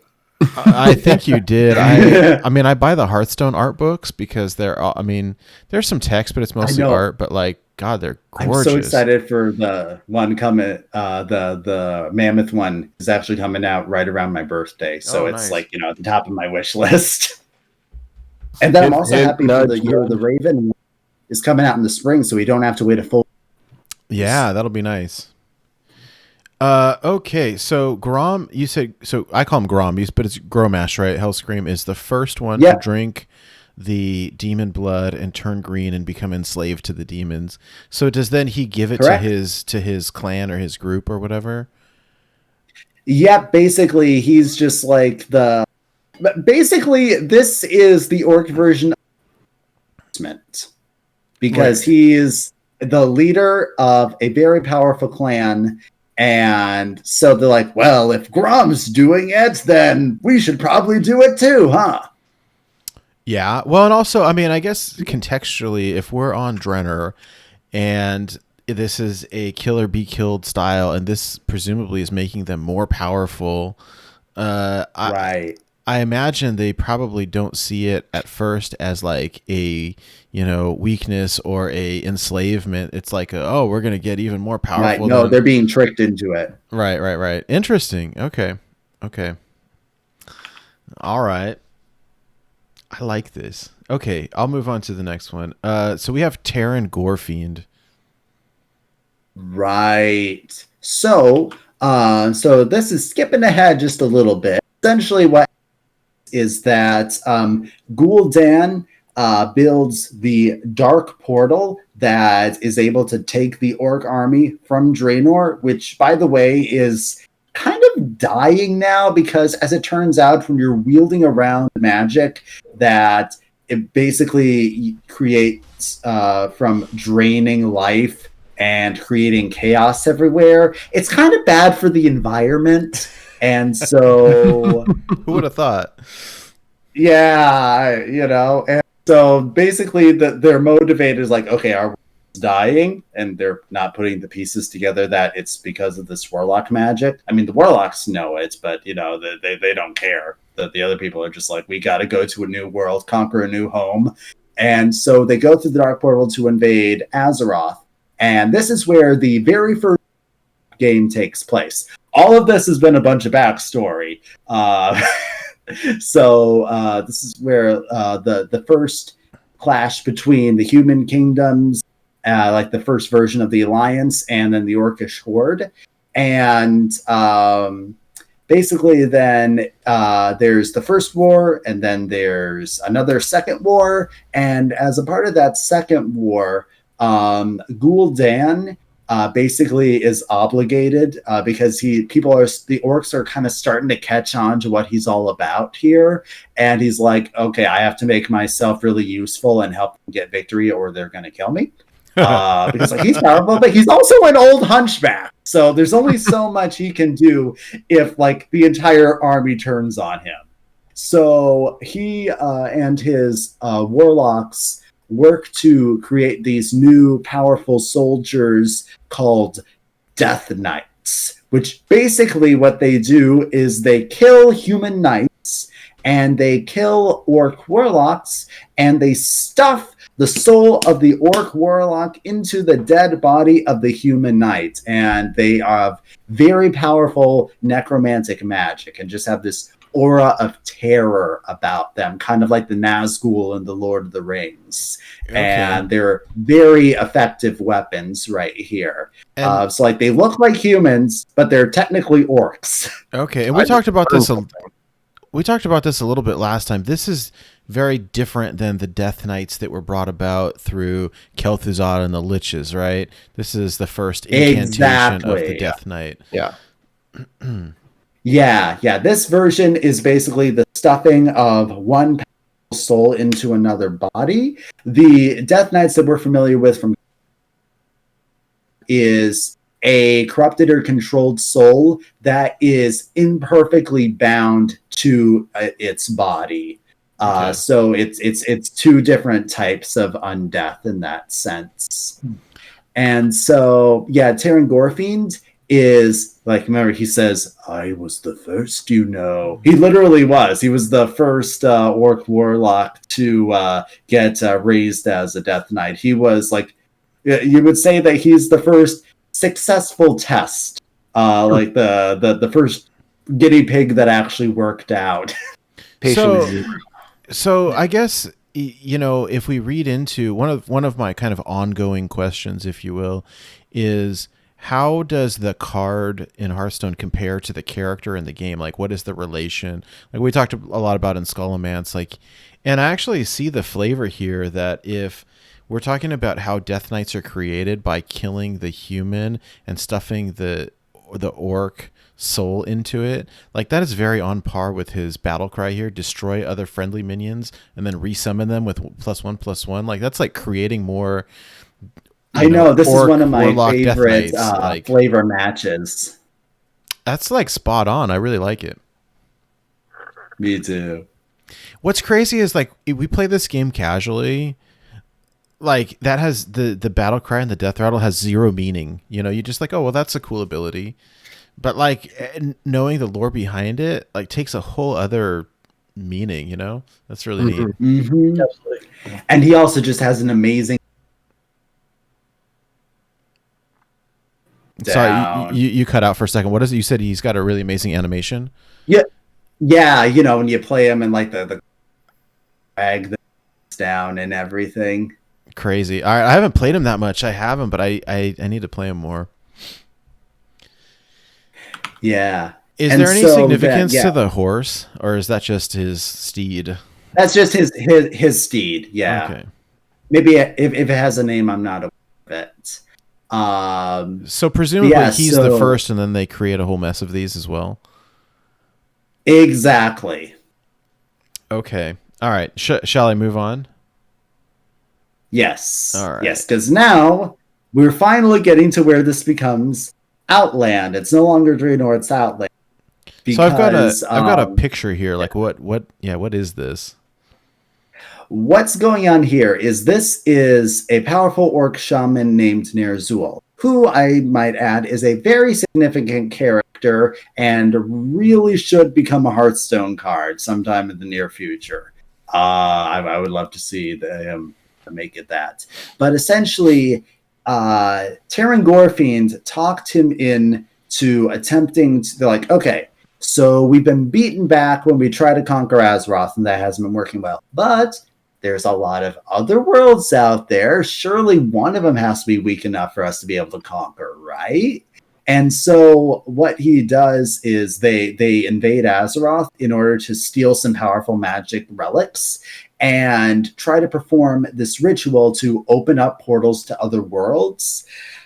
Just one little problem is that really powerful spells that tear holes in reality tend to require a lot of precision, and this spell didn't really go very well. It opened up portals. It just kind of opened up way too many portals and basically like tore reality apart, and the entire planet was shattered and like isn't even fully on the material realm.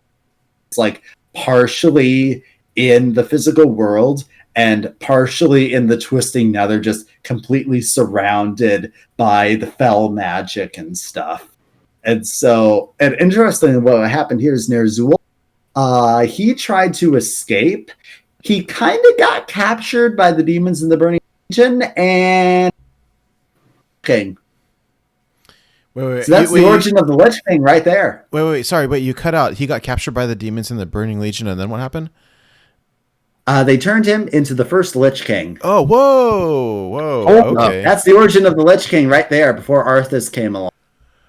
Was it all the same armor and everything? Or was yes. It? Okay. Yeah, very special armor, which actually we're going to learn more about in the Shadowlands expansion of Warcraft that's coming out next month. Ooh. Which I'm really excited about. Okay. So then the whole world is completely shattered and it's Outland now. Wow, and I'm surprised that we didn't. Yeah. Yeah, I don't know. And like Gobbledygook is saying in the chat, I'm surprised that he wasn't part of the Outland set. He seems like a major character. Yeah. That's what I'm saying. He needs to be a card. Yeah. All right. Okay, so next up I have Magtheridon. He's a giant demon. Mm-hmm. So you remember how I mentioned that it's partially in the physical realm and partially in the nether?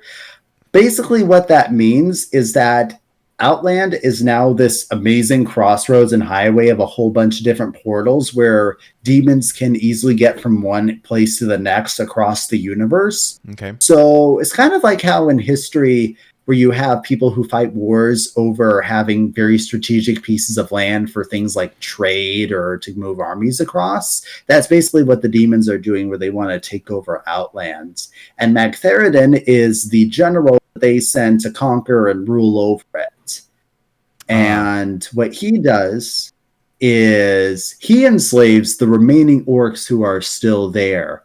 And this is where the overpower the fell that makes you red comes in, because as we see on the next part with Kargath Bladefist, is that basically, like, because they had already drank demon blood, which turned him green. Mm-hmm. But now they're given even more demon blood. Just force like they're kind of it's like injected and infused like blood transfusion right into their veins and stuff. And that supercharges them, makes them like completely destructive and chaotic, and like it breaks their minds. They're just like insane now, and like overcharged with the Fel, and that turns them into the crazy red-skinned Fel Orcs. Okay, I just switched the slide here. So we've got the Fel Orcs, and then I'll jump back to the Bladefist guy.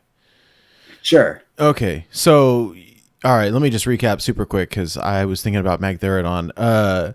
So they first drank the demon blood, which turned them from, yellowy orange color to green, and now they're like supercharged on demon blood, and now they've just fully turned red.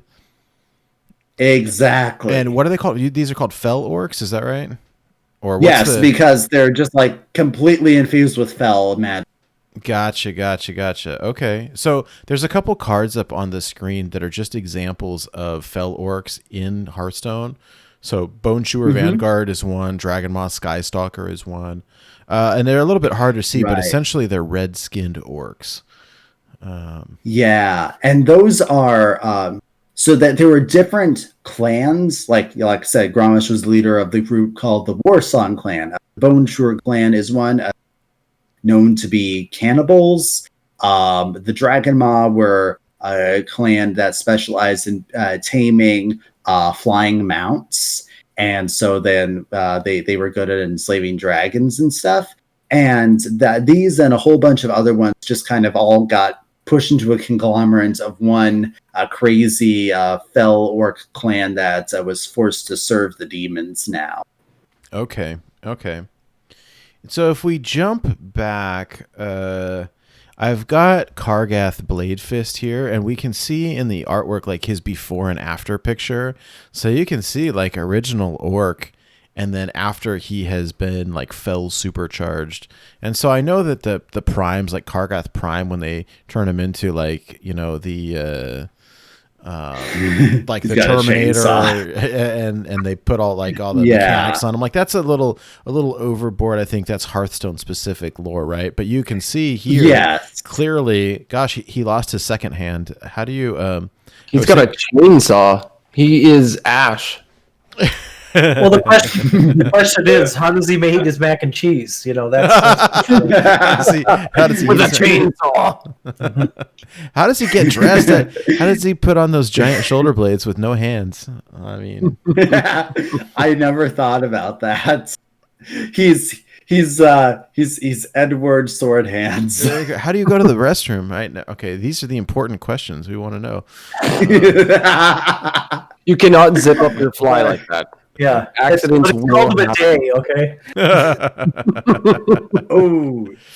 But this is another one though where they truly pulled the artwork from the game like onto the card. Like it's like exact. I mean, it's so good. I really like it. Yeah. So Kargath specifically is he was a gladiator who was forced to fight in the Ogre Empire. And he founded a new clan, slaves, where he led a revolt, where he cut off his own hand that was chained. That was the thing keeping him, and just like bound a sword to it. And his other gladiators did the same. And that they started their own clan called the Shattered Hand, full of these really brutal things of self-mutilation that they thought made them stronger. And they kind of like were masochists who loved pain.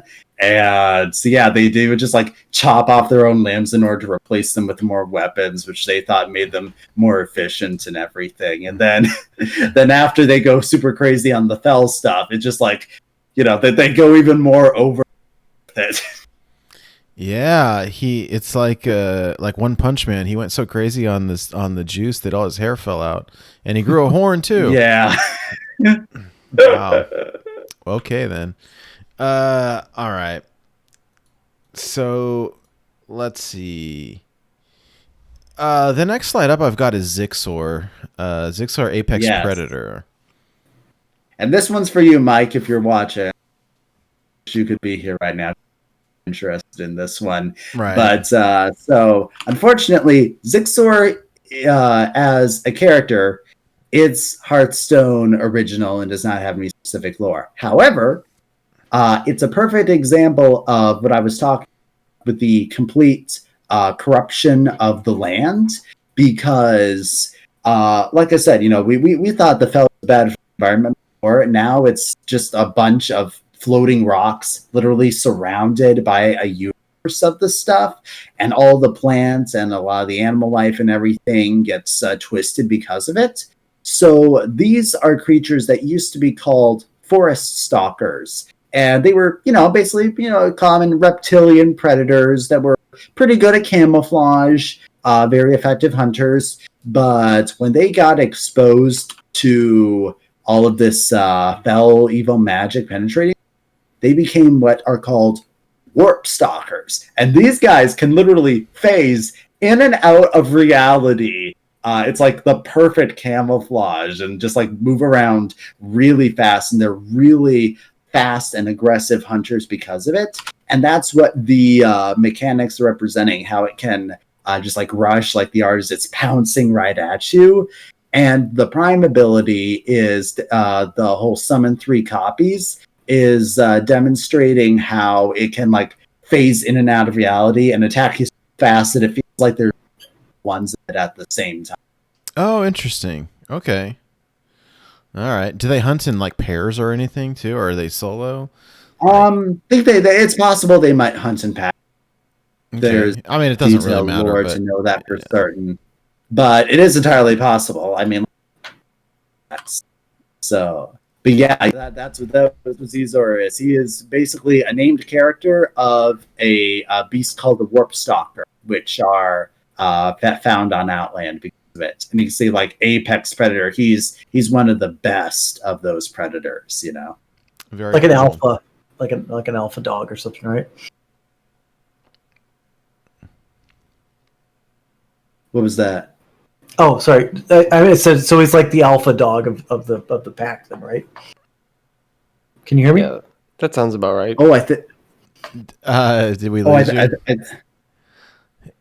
think my Bluetooth. My Bluetooth briefly went out. He's the alpha okay. dog of his pack. He's the alpha male. Yes. Alpha dog. All right. Next up, we've got the Hearthstone cards. Anyhow, Shadow Jeweler, Hanar, Akama, and Greyheart Sage. So these look very much like the Draenei, but they're purple. So is this a corrupted race? Or I guess you'll tell us. Are we having technical difficulties real quick? Here, let me. I'm gonna pause the recording super quick. Okay, so we're back. We just jumped onto the next slide, which is Shadow Jeweler, Hanar, Akama, and Greyheart Sage, which look very much like the Draenei, but they're like dark purple, and they've got green eyes, and so I assume that's some sort of like Fel Draenei or something. Exactly. So you guys know the type of thing like often in sci-fi where there's a place of radioactive waste and it like mutates or spawns some sort of creature. That's basically what's going on right here, where basically the Draenei have magical radiation poisoning, and some of them, it affects them not so badly. Some of them are relatively unscathed. Shadow Jeweler Hanar is an original Hearthstone character, but he reflects that. Draenei who are still living on Outlands, but are relatively okay in that sense. But others, like Akama and the Greyheart Sage that we have here, become very deformed by it, and they become known as the Broken. And interestingly is that it actually robs them of the ability to wield the light and holy magic. And so that's where some of them start becoming, they turn to other forms like embracing the elements and shamanism. So that's where why you can be a Draenei shaman in the game. That's the story behind that. We have got evil space goats. They are representing the rogue class because they are in a very dangerous world, and they have to be very good at being stealthy because everything on Outland is trying to kill them. Interesting. Okay. I know Akama's got a pretty big story that we're going to touch on, or at least an impactful story. What about Shadow Jeweler Hanar? Is that a Hearthstone creation? Okay, just a sec. I think that my earbuds are running out of battery. I'm gonna switch to my headphones for something more dependable. Perfect. Just All right. a sec. Okay, so we're back. So we were talking about these, essentially, they're called the Broken, which are sort of like Fel corrupted Draenei. They're still purple, Right. but now they've not got corrupted. this- Yeah. So the picture here, is this Shadow Jeweler Hanar? Like, it looks awfully similar, but I don't really know. He's got the hood, though. So... No. Hanar is a Hearthstone original character, but he's very representative of what some of these look like, and just a lot of them end up wearing the hoods. It becomes a part of their culture, type of thing. I guess trying to stay hidden. all the cards, they're wearing the hood, so that makes sense. Yeah, I think when you were gone, Hydra was asking this. At least this character here from WoW has got these scars like all over his body. Is that a trait, like a class specific thing, or is there any significance to that? just that it's a very hard life, and they've been pretty beat up and everything. This one in the image in particular is a Broken who's been forced to work as a slave for the Legion. So, maybe some whiplashes or something. Yeah. Interesting. Okay. All right. Cool. All right. So let me move to the next one, which is Illidan Stormrage. We could talk for hours just on this guy right here. So I'm not quite sure what. Yeah. I think we would probably just touch the surface tonight. Oh yes, definitely. Illidan is a whole story on his own, a very long story.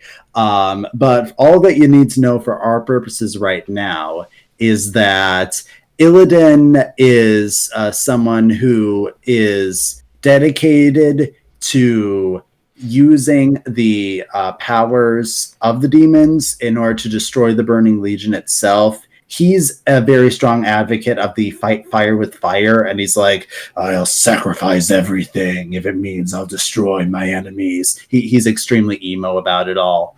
And well, and if we could do, I mean, we should do a separate episode maybe sometime, or maybe if they get into a book of heroes for him, which I don't know whether or not they will, but I think they will, because I think they said there's going to be 10 of them. They did, but they also, and I agree with you, and they said they were going to do one for each, but I almost wonder, just because they did basically his story in the intro prologue.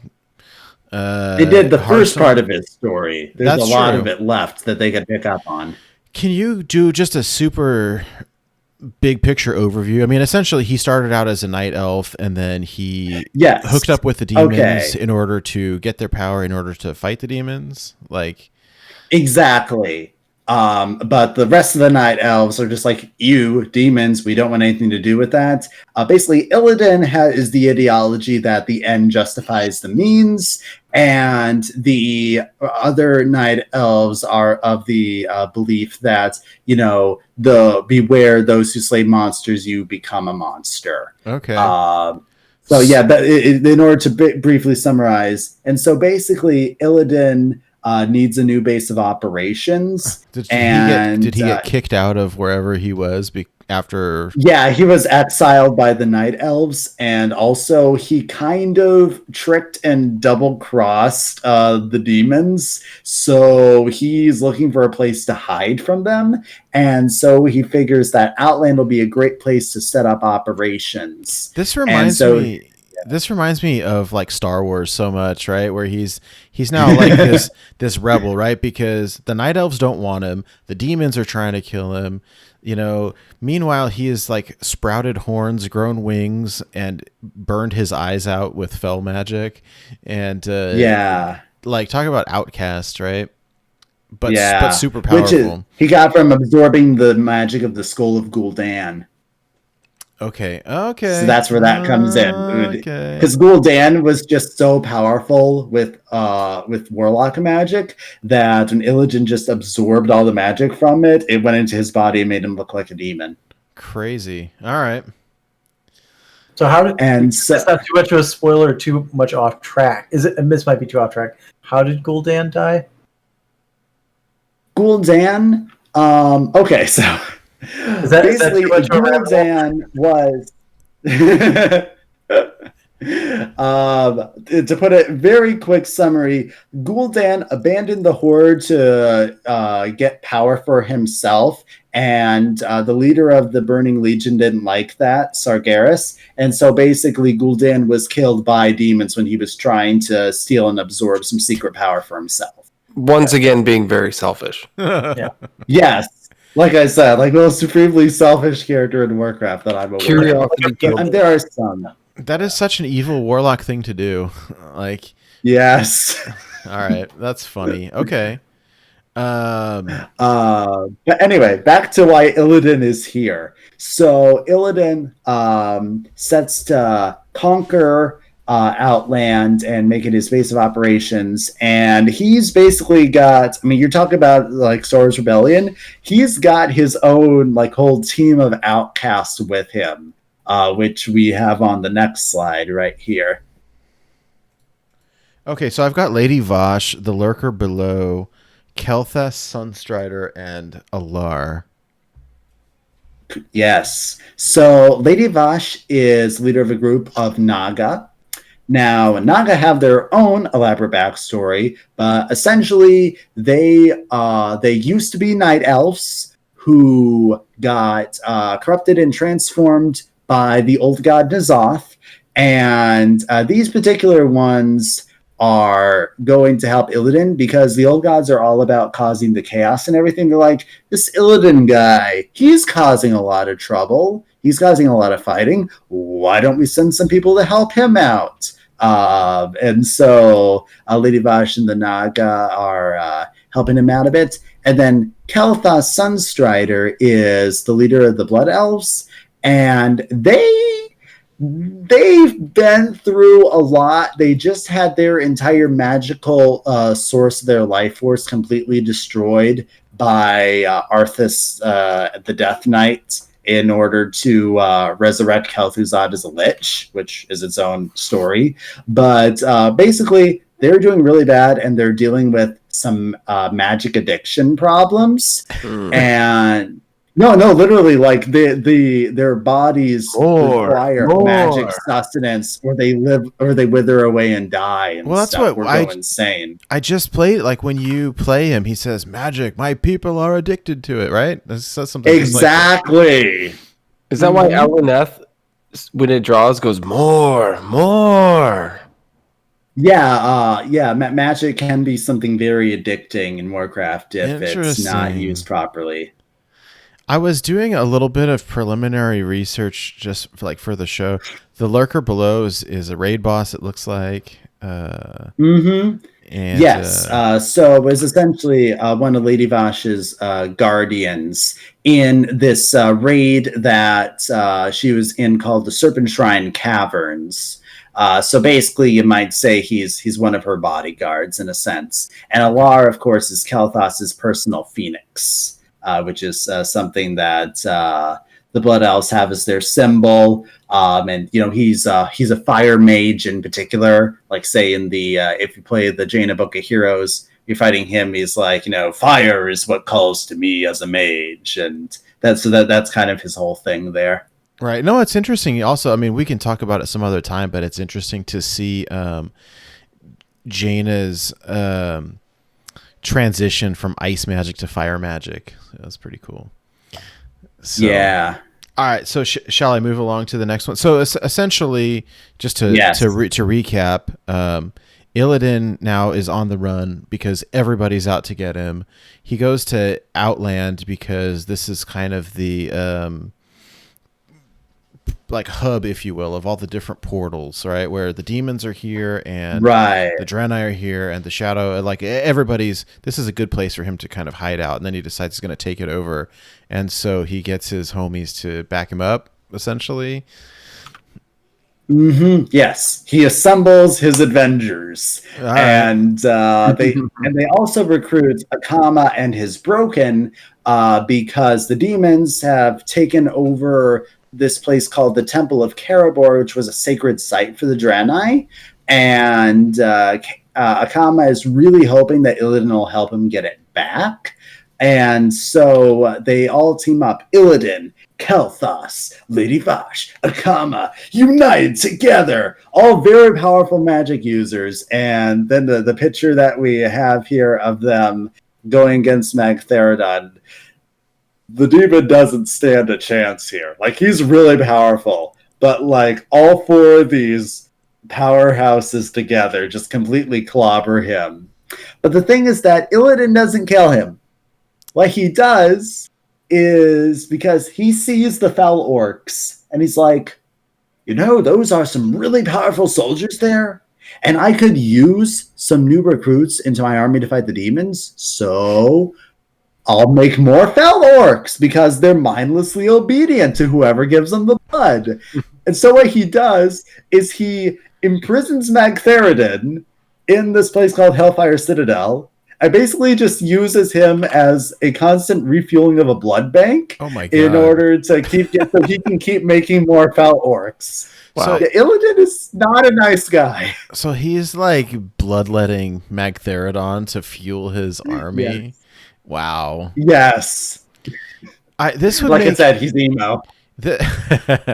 Very emo. It would make such a good movie though, like assembling these characters, right? And fighting these giant man, or an animated I series. wish that more people liked the Warcraft movie and they'd make lots and lots of sequels. Actually, I heard in the news this week that they are supposedly another Warcraft movie in development. I read that yesterday or today. I'll have to find the article, but that would be cool. Hey, we have a question in chat from Lou Rolfs. Can we ask Goliath, would you have played WoW since the beginning of time to understand all this, or is it possible to get this from the books? Okay, so here's the thing. I've actually only been playing WoW for the past 4 years. I know all of this stuff because of the books, especially the Chronicle ones. Also some friends I talked to who know all this stuff, and just playing the game and looking at stuff. A lot of these things, like a lot of the backstory stuff, is stuff that was introduced later on. So it's not like the earliest time, because actually when the game first started, they didn't have very much story into it. They were more focused on it being gamed, and gradually they put more and more story elements into the game itself. But yeah, so all this stuff that I know, I learned from reading the books. If you just get the Chronicle books, or I also recommend looking on the Wowpedia website. I also get a lot of my information from there for my research. Those two sources combined, and then if you're interested in playing the game, of course, to actually experience some of the stuff, you should be able to, if you have enough interest to keep you going, be able to know just as much as I do about all this. And if it's just a time commitment. If you've not played Warcraft 3, I highly suggest playing Warcraft 3. Yes, because there is so much story condensed in the Warcraft 3 game. I know about it secondhand from reading stuff. I've yet to actually play it, but you can actually probably speed along and learn things quicker than I did if you actually played the Warcraft 3 game. If you're interested in learning the Warcraft 3 stuff without playing it, it's like next up on my list to do like a YouTube series on, and just do like one episode per. You know, they break their missions down into kind of bite-sized pieces, and I'll just do a separate episode per mission. Oh, nice. So I don't know. I mean, it might be fun, might be boring, but I'll do it for sure. I have the re-released version. The graphics are really good. I have no idea what everyone was complaining about, because it looks awesome to me. It's probably the online play. It was the online play people were most. I could care less about that. So same, actually. Okay. So all right. So let's move on to the next one here. I have Caladan the Breaker. Right. Now this is the Fel Orc that Illidan put in charge of being Magtheridon's jailer. So this is the guy who makes sure that the demon doesn't break out, his magical chains maintain intact, and is in charge of, making sure the blood keeps flowing. And he was basically, they needed the most brutal, crazy orc they could to be able to handle this job, and he met all of the job qualifications. Nice. Okay. I wonder how that job interview went. And did he have to do it with Zoom? Oh god. Pre-COVID, right? Probably had to say the exact opposite of everything I had to say in my job interview last week. Tell me all of the bad things about you. I don't want to know anything good. Yeah. How did you get fired from your last job? You killed people? I hope it was because you killed all of your coworkers, because we need that level of brutality and dedication for this job here. Oh my god, that's awesome.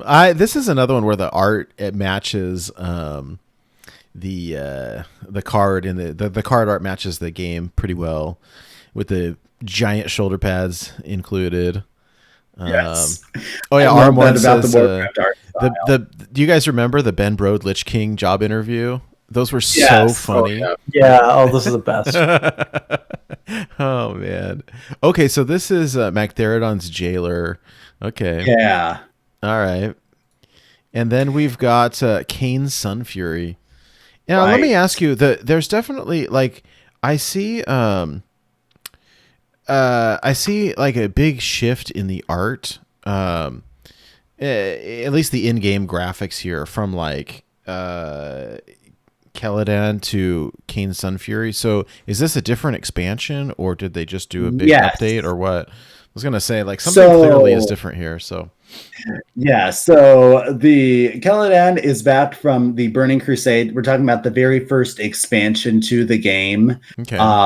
over a decade ago. You know how fast computer technology improves these days and everything. So every expansion or so right now, they have some major graphical updates in order to fix some of the stuff or give things new models or new textures. Okay. But some of the older content, not really at the top of the priority list. So Sunfury here is actually a character that is... we were seeing his model from the Legion expansion, which is only 4 years old, depending on if you're talking about when it started or when it ended. So a lot higher graphical technology in order to keep that up then. So yeah, that's the difference. They did a great job translating this one. He looks perfect, straight out of the card. And giant Warglaives included. I mean, you can see they're as big beautifully in practical weapons. Oh yes, I'm sure. Hey, quick question. Someone in the chat is asking, what order do you read the books in? Do you know? Okay. If you're asking about Chronicles, read it in the order, Volume 1 through Volume 3. They'll give you a sense of a good overview of the history. Again, the type of stuff that I'm talking about. Generally, you want more of the big picture, what happened when, who was involved. If you're talking about the novels, those are a bit trickier. And honestly, I wouldn't even recommend reading all of them, because they're written by different authors, and some of them have different writing styles that would appeal to different people more than others. And some of them, for me, I would consider them to not even be very well written. But I would recommend... what? Oh, I was just going to say orc romance novel. Very cool. Fabio on the cover. Job's done. So I'd recommend a couple key ones, mainly ones written by Christy Golden. She's a really good author. I'd recommend probably, if you wanted to get started with them, the first one that would be good for you to read is the Arthas novelization by Christy Golden. It goes through his entire life and how he became the Lich King. It's a really good setup. There's some other good ones, but I can't remember all of the titles to be able to give a list in Yeah, we order can- off the top of my head. We can take this. I can provide that another time. Yeah, we can take this discussion, I think, onto the Discord and chat about it. Yeah, I'd be happy. I can do more research and do this for the Discord later on. Sounds good. I do have a list of the books in order that I'll post here and in the Discord too. But I'll that would probably be a good starting point. Yeah. okay. Well, there we go. All right. So where were we? Oh, Kane. So who is Kane Sunfury, anyways? Aside from clearly he's a demon hunter, right? Right. So so demon hunters mainly come from two things. There are night elves like Illidan, who lost a lot and basically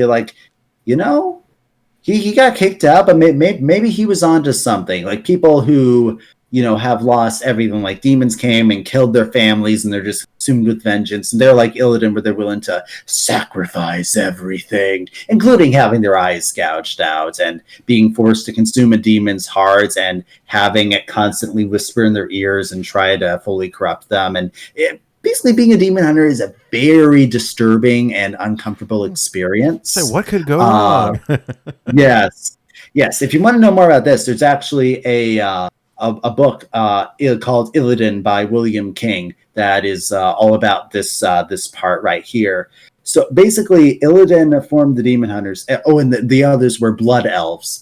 Like I said, like people came along with Kael'thas, and some of them got recruited as well. But they're basically warriors created in Illidan's own image that are his super secret task force. Like, he is ridiculously paranoid about this stuff because he never knows who could be a spy for the demons, and this is his secret weapon to use against them. So, like, no one knows. Either they don't know that these demon hunters exist, or they just don't know what they're for, and just like think weird stuff's going on. And so, basically, that's the whole thing. Illidan's dedicating a lot of time to train them in secret. Part of the problem here is that he's so dedicated to the secrecy that he's alienating a lot of his allies. Kael'thas actually just full-on joins with the demons because he's like, Illidan isn't giving me what I need here. The demons can provide some sort of magic to fuel me, even if it's fell magic. And other things, like Illidan's so focused on his project that he's losing a couple of the other people right here. Interesting. Okay. And then that leaves an opening because one of those people is Akama. Remember I said Akama allied with Illidan because it would help him to reclaim this sacred place, this temple that the demons had taken over. Mm-hmm. Well, Illidan did do that, but he also just kind of turned it into his own personal headquarters and didn't give it back to Akama. And he's like, I'll get around to it, soon. It'll happen soon. And Akama just comes to the conclusion that he's never going to do it, and he's just as bad as the demons. And so he wants to find a way to get rid of Illidan. And so that's when Maiev Shadowsong comes into the picture here. Yeah. She was his jailer. Remember the whole, I was bound for 10,000 years. And all that stuff that he likes to run about. Maiev was the one who was watching over him as his jailer for that 10,000 years. And she's a little obsessed with catching him and putting him back in prison again. And by a little, you mean a lot? Yes, a lot. Like full on obsessed. Like nothing else matters. It's just the hunting Illidan is her only goal in life. Some people theorize that like it's almost to the point where she might have repressed romantic attractions to him, but I think it's just all mixed up together with this ridiculous obsession. What's kind of funny about Maiev, now that I think about it, and Illidan, is when Maiev first came out. That's when we had Quest Rogue, like at the very, very beginning, and I didn't know that there was a connection between Msshi'fn and Illidan, but I had the legendary Illidan card in my quest rogue, like just for fun, because I had a golden Illidan, right? And so every time you played the spell, instead of the little flame guy that you got, I was getting the 5/5s. And okay. Very nice tech work, yeah. Yeah, well, I just did it because I had golden Illidan, and I'm like, let's get some free 5/5s out of Illidan. And now it's Golden Savior. And I was doing this, and this is meta. Like, I didn't even know that Msshi'fn and Illidan had a connection whatsoever. But, yeah, she did love him, and I didn't know it, but I put them together anyway. It was meant to be. And it's another good flavor card too. I mean, like the dormant for 2 turns. I mean, obviously you can't go dormant for 1,000 years or 10,000 years or whatever it was, but it's still like that's a good flavor that they made with the card as well. So exactly, yeah. Again, excellent. And she's the leader of a group of night elves called the Wardens, who are all about. They actually have their own vault where they imprison like the greatest threats of Azeroth. It was a dungeon in the Legion expansion. It's basically kind of like they run a high security prison. And so it's very much their thing about imprisoning demons and whatever else they consider to be too dangerous. Okay. But yeah, so she's literally chased Illidan to another world. And then Akama tries to ally with her. And because he wants to betray Illidan because he thinks Illidan's just as bad as Magtheridon.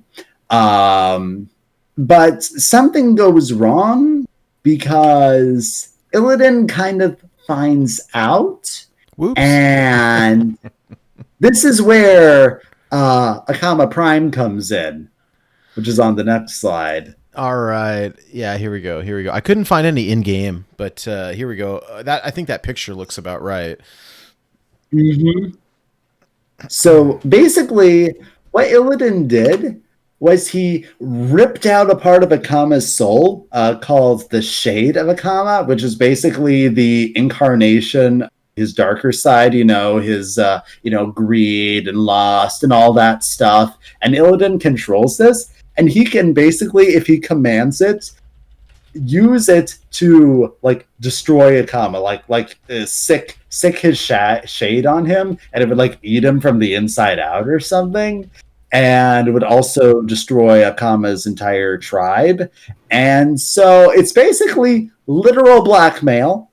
And Akama is forced to betray Msshi'fn, which is why you saw that image of her behind bars.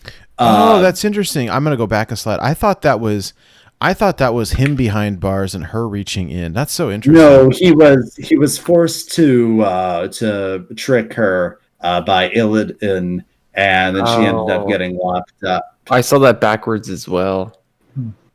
Cool.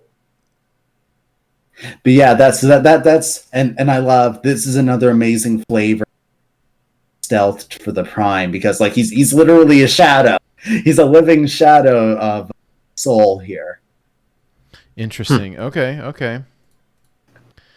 And yeah, all right. Yeah, this is another one where like if you look at the artwork here from like the lore books, like down to the details on the shoulder pads with the skull and the spikes, like it is straight up on the card right there. It's so cool. And the glowing blue eyes, like they did such a good job. And like the folks in chat are realizing like Blizzard does such a good job with the flavor on these, and like your average player would have no idea, just no clue. And clearly like they put a lot of I'm here for. Right? Love it. Okay. All right, so let me move to the next one. Yeah, this is a battle here. Yeah, so don't worry guys, we're getting near the end here. I know it's been well, heck, we've been doing this for 2 hours, 40 minutes at this point. But don't worry, this won't be a 10-hour one.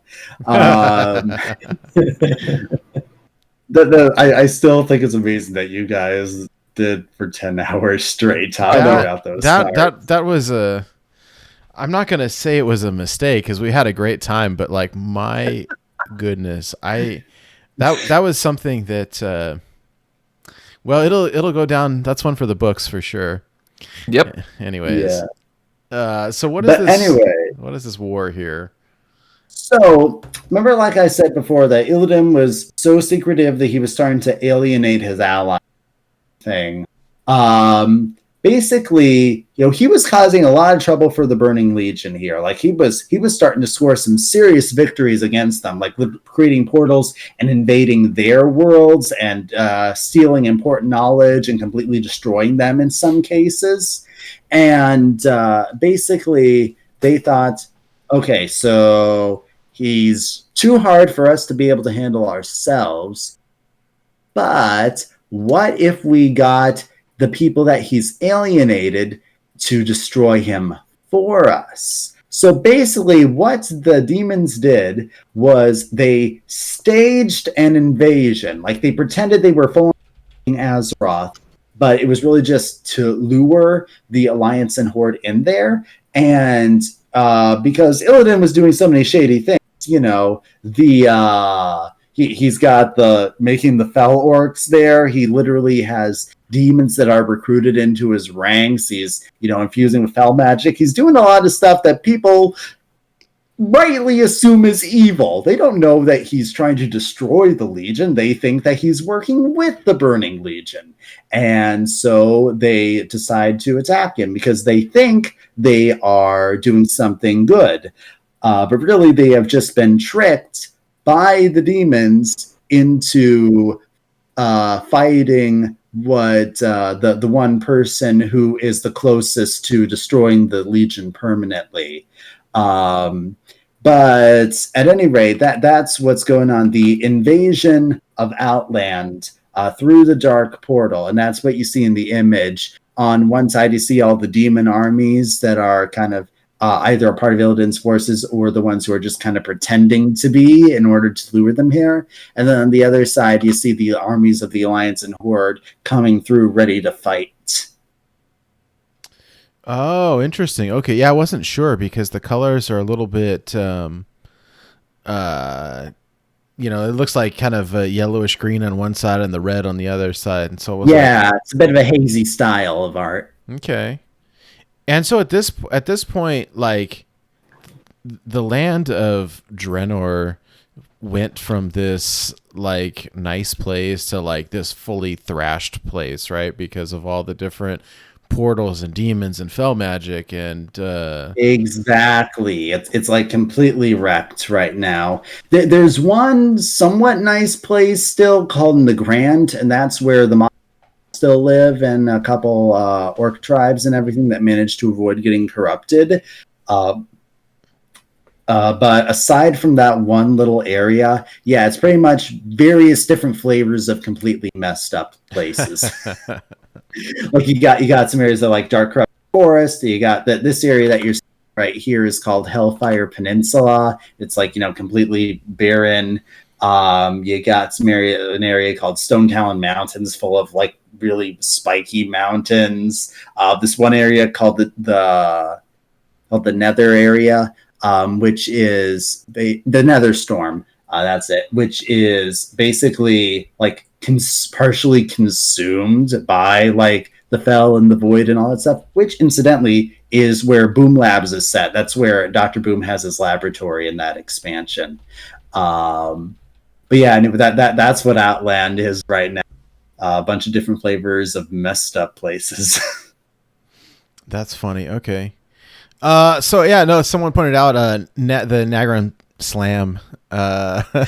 Yes, exactly. And I love when there's a fun pun in the Hearthstone cards. That's great. Okay, so there's this big battle here. What is the outcome of that? Is that something that we're gonna look at? That's something that takes, it takes an entire expansion for all this to happen. So that's what the next several cards we're going to go through a bit of that here. Okay, so next up I've got Lady Liadrin. Right. So Lady Liadrin is a member of some armies of the Horde. The Bloodhouse have just recently been brought into the Horde. And they're out wondering because Kael'thas went off on this big expedition, and he said, okay, I know you guys are starving for magic, and I'm going to get you some magic. Just wait right here. I'll be right back. And he hasn't come back, so they're wondering what's going on. And so they're sending their expedition in there. And Lady Liadrin is Blood Elf Paladin, a member of the Blood Knights is what the order is called. And so she is a very prominent character in the Burning Crusade expansion. This is one of those things where if I were to get too much in the backstories and the specifics to explain much, we'd be here for another hour. And so I'm afraid you're just going to have to be satisfied with the basics, that she is basically one of the leaders of the assault on Illidan and on Kael'thas, and they realize how corrupted they've become. Okay. And she's also becomes dedicated to serving the Naru as well when they meet. Remember those holy light beings that were with the Draenei. Mm-hmm. Actually, if like the card Hand of Adal, that crystal creature, that Adal is Naru. So that's an example of what they look like if you're familiar with that card. Maybe I should have had you put that in here, but I didn't think of it. Okay. All right. Let's see. Here's the next one up. Is Yasiel Windsinger. Right. Probably mispronouncing the name, but that's as close as I know, actually. Like I said, I know a lot of these names, but some of them I still have some trouble with. But anyway, she is, obviously, by her class, you can tell she's a druid card. She is the leader of a group of druids called the Cenarian Expedition, because you guys know Cenarius, right? Yeah. Ancient lands. So yeah, he's basically taught the Night Elves and Teron Druidism, and the Cenarian Circle is basically kind of this faction neutral group of druids that all work together to help preserve the world and stuff. And so they send an expedition to help with the assault on Draenor and maybe to get some life growing back there again. And she's the leader of that, particularly in the region known as Zangramarsh, which is where the other druid legendary is from Outland with that Archspore. So they have that connection of being in the same general zone there of Zangramarsh. Okay. So I think that's cool for what they did for having the two legendaries for the set, where they generally found a way to have them linked together, at the very least by a general zone of some sort. Very cool. All right. Shall I move on to the next one? Yes. Actually, I had a quick question. So what's the significance to the flavor on this card? Is there any significance? This is a bit more of an effect that's not quite so flavor matching. I mean, unless you just say that she's a powerful druid and it's easier for her to cast spells. But there's nothing. It's a more general type of effect, so it's not really matching anything very specific that's unique to her character. Okay. Good question. Next one up, I've got Astromancer Solarian. Right. So Astromancer Solarian is one of the bosses who is working with Kael'thas Sunstrider after he's been completely corrupted and thrown in with the demon, and is part of this raid called Tempest Keep, where the players you're assaulting, trying to drive them out, take them out. And now the character itself doesn't really have any lore. We honestly know pretty much nothing about her, because, as I said, back in the earlier days of the game, they didn't really have very much story in it, and no backstory was provided for this particular boss in the game at that point. and they haven't had reason to go back and give her one so far.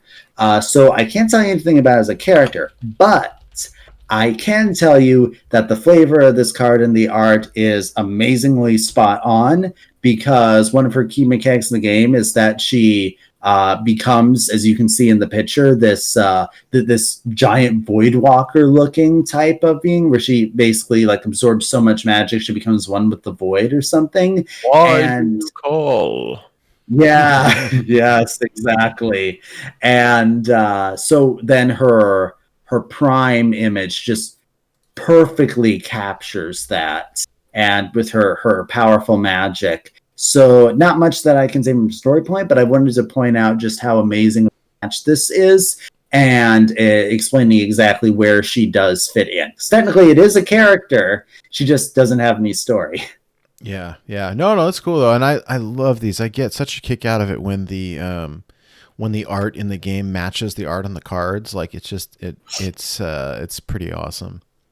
Yeah. Yes. One of the things I get so excited about season for a new expansion is wondering, are there going to be any characters that I really like? Or it's funny when like I recognize character and people are like, who? And I'm like, no, there's really cool backstory and everything, and this is a cool raid boss and stuff. And like I say, it requires that bridge knowledge, because there's a bunch of people who play the Warcraft who don't play a Hearthstone, and who probably couldn't care less that there's this amazing match of mechanics and lore. But I happen to be the one who walks both paths. The card is actually a pretty good card, right? Yeah, one that's on my 2 craft list. Awesome, just to jam in like a Reno mage deck. Like it's just cool, right? Yeah, it's got value, and it's got a mini Yogg like built into the second half. Yeah, but it's like a good Yogg. I mean, this is a new a Yogg that says it doesn't attack itself. yes. It says it on the text, like, I'm not going to shadow word death myself. This was this was a new mechanic for them, right? It casts 5 random spells that target enemies if possible. Yes. So that's interesting, I mean, granted, as long as it's not like buffing enemies, but it's mage spells. Mage spells, so yeah, it's not paladin. Very much. That's true. If you somehow got this as like a thief priest or mage, something, right? Then maybe you would worry. They are mage spells, so mage, yeah. I should play this card more. I know, right? I just crafted it in gold. It's awesome. Like I have it. I haven't even played it, I don't think. I think you could probably jam her in just about anything. Like, I mean, not that you should, but like, it's just a really good card. Why not? I like playing cards. Like, I don't need to have the most like top meta deck. Sometimes I just want to have fun. Preach, brother. And that card, fun, right? Like, it's fun. Oh, wait. So when it casts those spells, do those count towards Yogg points? Because you didn't cast the spell, the card cast the spell. I don't think they do. I don't think so, but card casting would not. Yeah. Interesting. That's a shame, but it could go. Oh man, casino mage, right? Any mage, yeah. So honestly, something that I think would be amazing, either as just something that people in the community did, or something that if it would be possible to make a game mode, I don't know, but would be like building decks not around attempting to get the best meta combinations, but building decks with like telling a story with what characters and spells you chose to put into your deck there. I don't know, I think it'd be fun if you get enough people to do it where they just built decks to tell the stories and then just for fun saw which one happened to win. Sure. Yeah, you probably still need a few more of the hero portraits becoming actual cards too, right? That's a fair point. Yeah. Or even just like, I'm going to make a deck where it's just minions that are elves or just minions that are dwarves or something like that, Could be an interesting challenge. But, I have trouble finding people who would find that to be something that they'd want to do for understandable reasons. Right. But anyway, so after a huge campaign in Outland with just a bunch of different raids, bunch of different assaults, whittling away Illidan's forces, fighting and defeating Lady Vosh and the Lurker Below and Zangramarsh, defeating Kel'Thas, and managing to free Maiev and ally with Akama again. They prepare for a full-on assault on Illidan's stronghold in the Black Temple. And that's where the last bit of our the last couple cards. We are almost at the end, guys. Our last couple of cards here are about bosses and loot from the final Black Temple raid fighting against Illidan. So what's the next one that we have next here? up I have is the Demon Supreme Abyssal. It's an 8 mana 12/12. Right. So this is an interesting case where this is a common card, but it's actually based on a raid boss called Supremus. And that this is basically this huge giant that is, you can like steps on you and everything as boss mechanics. Pretty challenging unless you know what you're doing. And if you do know what you're doing, there's acts for people who would say it was easy, because they're really good at the game. But anyway, so yeah, he's basically, like I said, Illidan had demons that absorbed into his ranks because they just respected power, and they're like, okay, you were clearly able to take out the Mok'Nathal guy, so you're more powerful. Sure, we'll work for you. Why not? So Supremus is one of those. Is actually sort of a demon construct who is created by demons by infusing, connecting like powerful stones together with magic. And when you beat him up enough, the magic just kind of dissipates. It's just a bunch of rocks that fall down because that's all that's left of him. But yeah, I find that's interesting. It's the they clearly wanted to put him in, but they'd already used up all their legendary slots. They just found a way to kind of put him in as a common and just not give him a name, just give him something more general of a title. 8 mana 12/12 is pretty beefy. Yeah. See, it reflects how big he is. I mean, it reflects his giant nature, right? Yeah. That's interesting. Okay. And now we come to one of my favorites with the Reliquary of Souls. How do you guys like this card? I think it's surprisingly good, actually. Like, it's very annoying to deal with.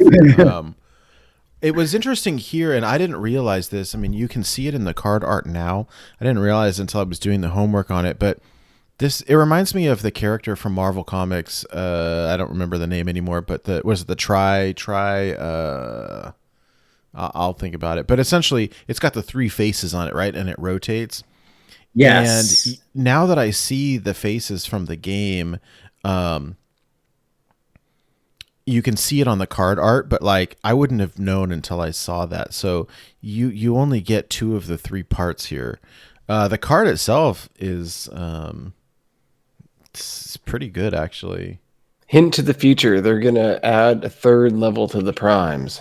Well, that's the weird thing.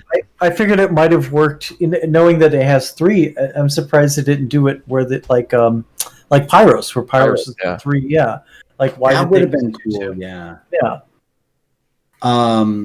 So remember the Soul Mirror that I talked about an hour or so ago about the Arcandune, the place where there were all the Draenei souls that were attracted to.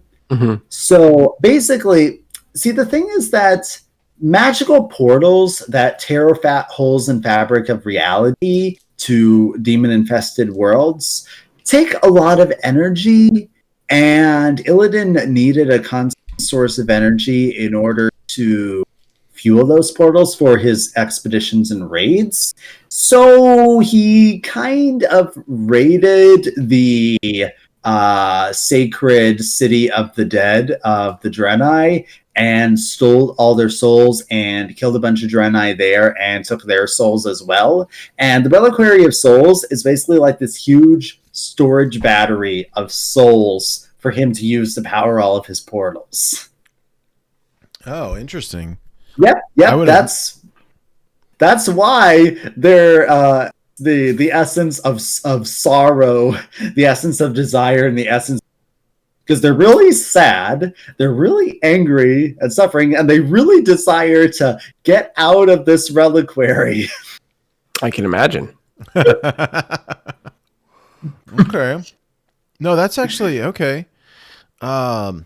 Is there anything having to do? So I know this card has lifesteal in Hearthstone. Is there any sort of like flavor with that? Does it, Yes, some of these things reflect some of the different mechanics from different phases of the fight. So it would be like first you fight the sorrow phase, and you could do things that would help, that would weaken you.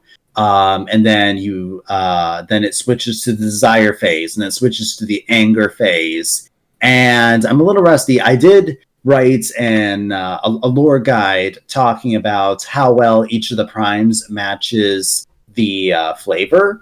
And I think I gave this, I can't remember specifically what I researched and wrote, but you can check it out in Out of Cards if you're interested. Yeah, I think I gave it a relatively high mark, that the different things matched some certain mechanics of the fight really well, about like the particular type of things that you had to fight against, or the spells that it would cast on you to damage you.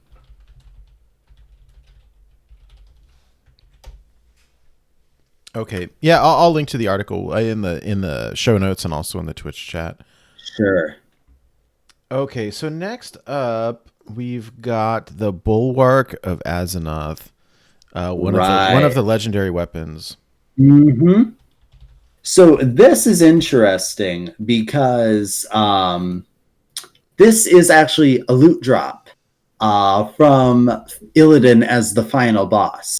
So, you get, there's a chance for, people want really good gear for, they grind a raid, try, we gotta get to fight Illidan each week. Maybe he'll finally drop that thing that I've been wanting for months or whatever. The way that raids often work out. It's why I love the flavor text for Reliquary of Souls, where it says, sorrow, desire, and anger, basically your raid night. And like the loot is a part of that.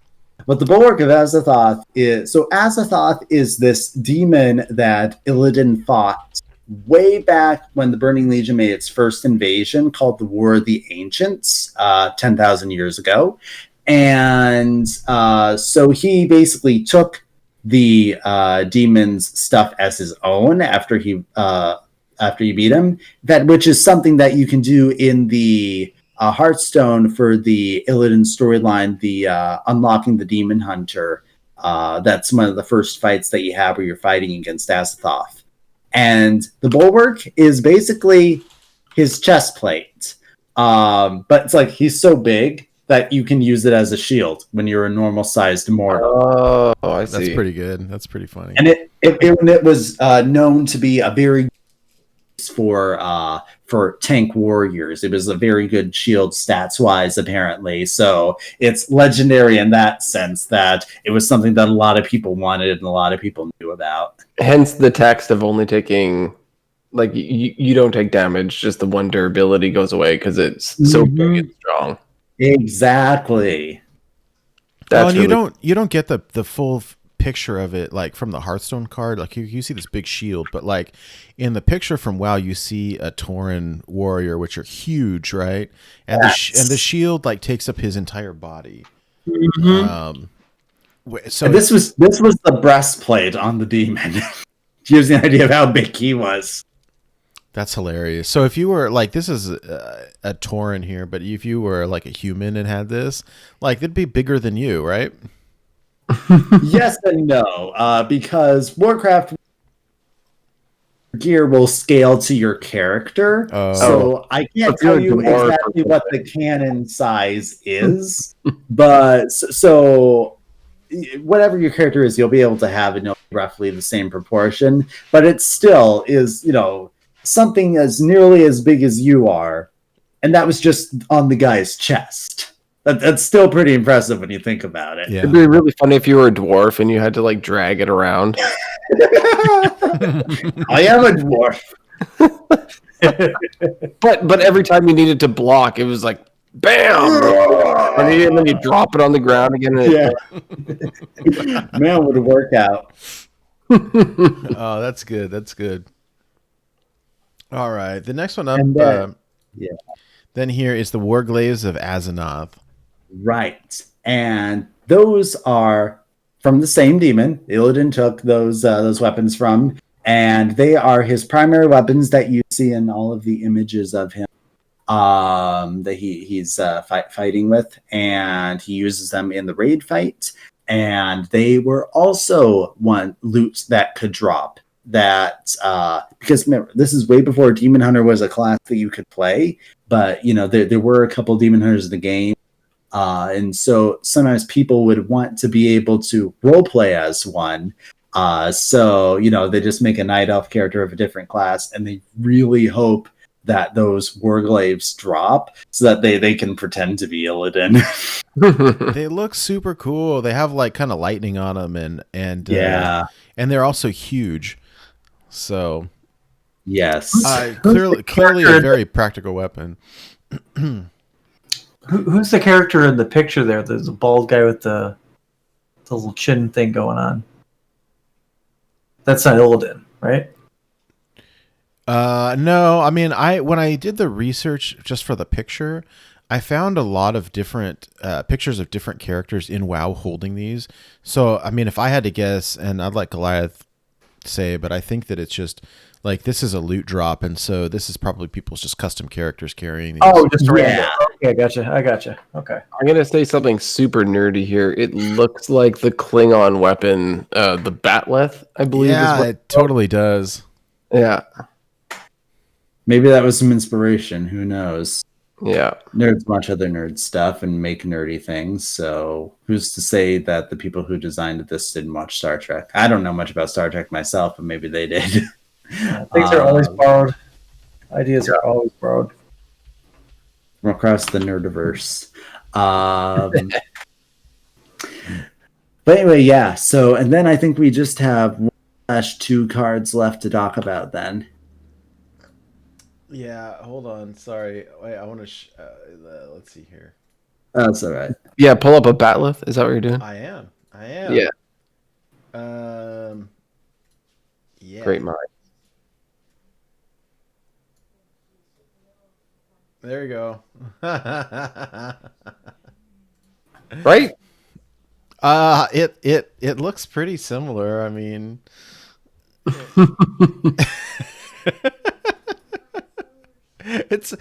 except they're holding them different ways, right? But yeah, that's basically it looks pretty similar. Okay, all right, enough of that. Okay, so yeah, we're almost to the end of this. So this is Kanrethad Ebonlocke, the human form, anyways. Right. Sorry, I'm still laughing at the cosplay of this guy holding the Batleth. Like, That's pretty good, right? that was the best picture you could find. I know. It was. Hey, I was trying to go as fast as I can. We're doing this live. Yeah. Okay, so Ebonlocke. So here's an interesting thing that he was a warlock who was called the Circle of the Black Harvest. And he was very interested in uncovering how Illidan was able to use and contain so much demon magic without being a slave to the demons, without being he could use the power, but he wasn't completely corrupted by it, to the point where, because he was still able to fight against the Legion.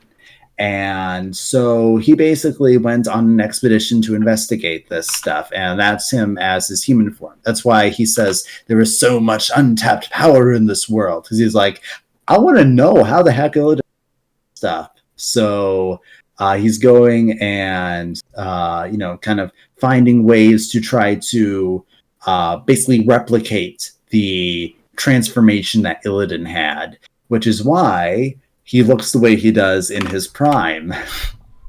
All right, I'll transition to the prime here. Yeah. So the ritual didn't quite go as he planned. He got really long fingers. Yes, he kind of did end up losing control and becoming really corrupted, and he wasn't able to accomplish quite the same that Illidan did.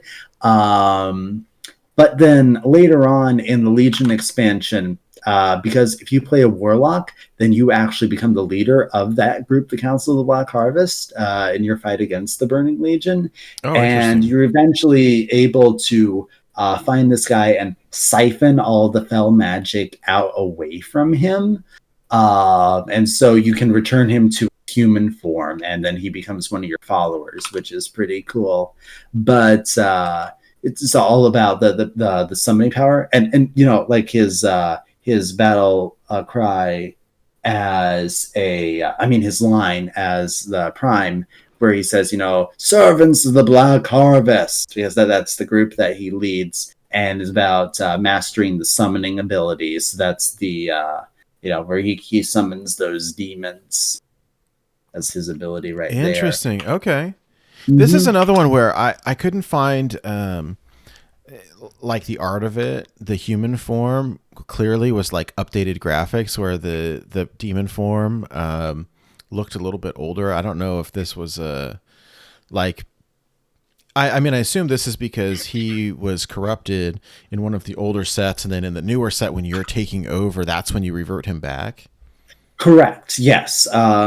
This story actually appeared in the Mist expansion. About where there was a thing where like he broke loose, and you had to lock him back up or seal him away. Then Legion came along, where you could fix him a bit more. And so yeah, they didn't really bother, because the model was you see him as a human most of the time in the newer expansion. So they didn't bother to give him a completely new corrupted texture for that. Okay, no, that's interesting though. The flavor is really good. Yeah. All right, I've got a question then. Like hypothetically, if I were to play WoW, like where would you even start?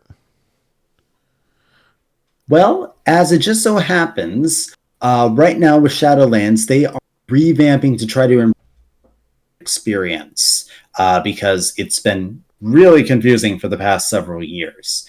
So what they're doing is they're making, a brand new starting zone that makes it easy to, get introduced to the story, to your chosen faction, your basic abilities, all that stuff. And then what they're doing is, well, you remember Chromie as a card for some of these events, right? Mm-hmm. So she is a bronze dragon who takes on the humanoid form of, and she is really sweet and just adorable, and I love her. But anyway, so she has, bronze dragon time powers, and the way that they're doing it is that in order to level up, you can choose, like, she'll time travel you back to an expansion of your choice for you to be able to level through an experience. So it's a whole lot better for new players, so you can experience a more concrete chunk of the story as you're working your way up to the newest content with the Shadowlands, and then the end game content, like the latest raids and all that stuff.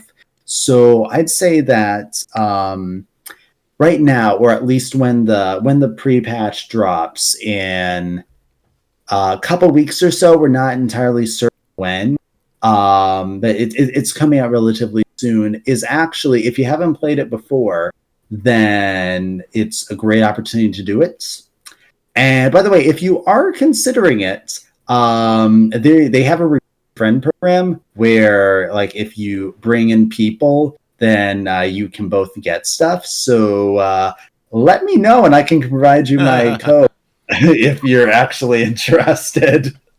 I love the idea of replaying these, like, just for the storyline. It seems super cool. So, this game has been around for years and years and years and years, right? But I do like the idea that I could jump in potentially as like a new player, replay the old mission stuff and have it not be, I guess the other question would be, can I typically you do one of these raid bosses and it's not meant to be a single player boss, right? It's meant to be like you and a bunch of other people at the same time. Mm-hmm. How does that work? I mean, I suppose there's other players replaying these old missions, but is there also like, I don't know, like AI NPCs that help you or anything like that? Okay, so there's 2 different ways to do this. You wouldn't end up doing the raids while you were leveling through that particular content. Like you wouldn't actually do this Black Temple run while you were leveling through the through the Outland content, because there's probably wouldn't be enough people for that sort of thing. Generally, what you do is either if you just want to be able to see it, you might level up until you're a much higher level than the raid level, and then you can just go through and solo everything because you're so much powered. Or what they do nowadays is on certain weeks, they have what they call time walking, which is where they take a certain amount of dungeons and occasionally a raid from past expansions and make it to the level of current content where it's still relevant to the power levels, and will actually give you rewards appropriate to what you are currently doing in the endgame stuff. And Black Temple is actually one of them. So on certain weeks out of the year, there will actually be people who are doing full-on getting together for raids of the Black Temple. And the same for a couple other raids on different weeks when events happen. So that's probably the main way, that you either out-leveling something and soloing it, or waiting for an event and then doing it with a proper raid group, if that's your thing. Okay. Is the lore only in the expansion stuff? Because like my experience with WoW is only to get the Lady Liadrin hero portrait. I played, and it was just quest. I didn't really see any lore in there. Did you read the quest text at all? A lot of people skip by and don't even bother. I probably did. I'm totally like a skip guy. Racing to get to. That's why you didn't see much lore. Yeah. Yeah. I'm guilty of doing that in WoW as well. Just like, okay, come on, give me my quest. But yeah, and like I've said, they've gotten better at having more lore in the story. Things were a bit more confusing the further back in the content you go. They weren't always the greatest at delivering it, or even have a lot. In fact, the story that I've told you today is stuff that was added in later on, or even retconned in order to fix the story mistakes that they made back when it was current content in just their first expansion and stuff. That, which is what the Chronicle books are largely about. So like, okay, we're fixing here's how we're going to make this story actually make sense by changing a couple of these things and having, a cohesive canon for everything. Yeah, those books are super cool. I'm gonna have to start getting those. I highly recommend them. So we're sort of at the end. Like, I don't have like, this is where we leave the storyline. So what follows this? I mean, Outland is not been super relevant to the story. It is where it has been revisited a couple times. Characters, like for example, Thrall's grandma lives there, and so he's gone to Outland a couple times to visit with family and learn more about how to be a shaman and stuff like that. But for the most part, it's not something that, it's basically stuff happened there, and it's been about as peaceful as Outland can be ever since, while other main story stuff happens in whatever area the newest expansion is set in. Okay. So the part where with the Ebonlocke is really most recent of anything connected with that with Outland and with the Hearthstone expansion bringing up. Gotcha. So what is the next? There's a new expansion coming out shortly for WoW, right? What is it called again? Shadowlands. It is literally the realm of death. We're going to the afterlife and going to see a lot of dead characters and where they ended up. Oh, okay. So this is the including Kel'Thas. The animated short that just started being released on YouTube is like the prequel, if you will, for that. And so yes, it's showing. They're showing just a little bit of some different problems going on in these different realms of the dead that we're going to have to solve as the players when we get there. Interesting. Okay. Well, this is a good way for them to bring back characters. Like I saw in the first little animated short, like Uther is back. Yeah. And so wouldn't it, like when he's all blue and has the wings, wouldn't that be an awesome additional skin in Hearthstone? Yes. Oh boy. Take my money. I don't even care if he has voice lines or not. Shots fired. Oh, that's good. Okay.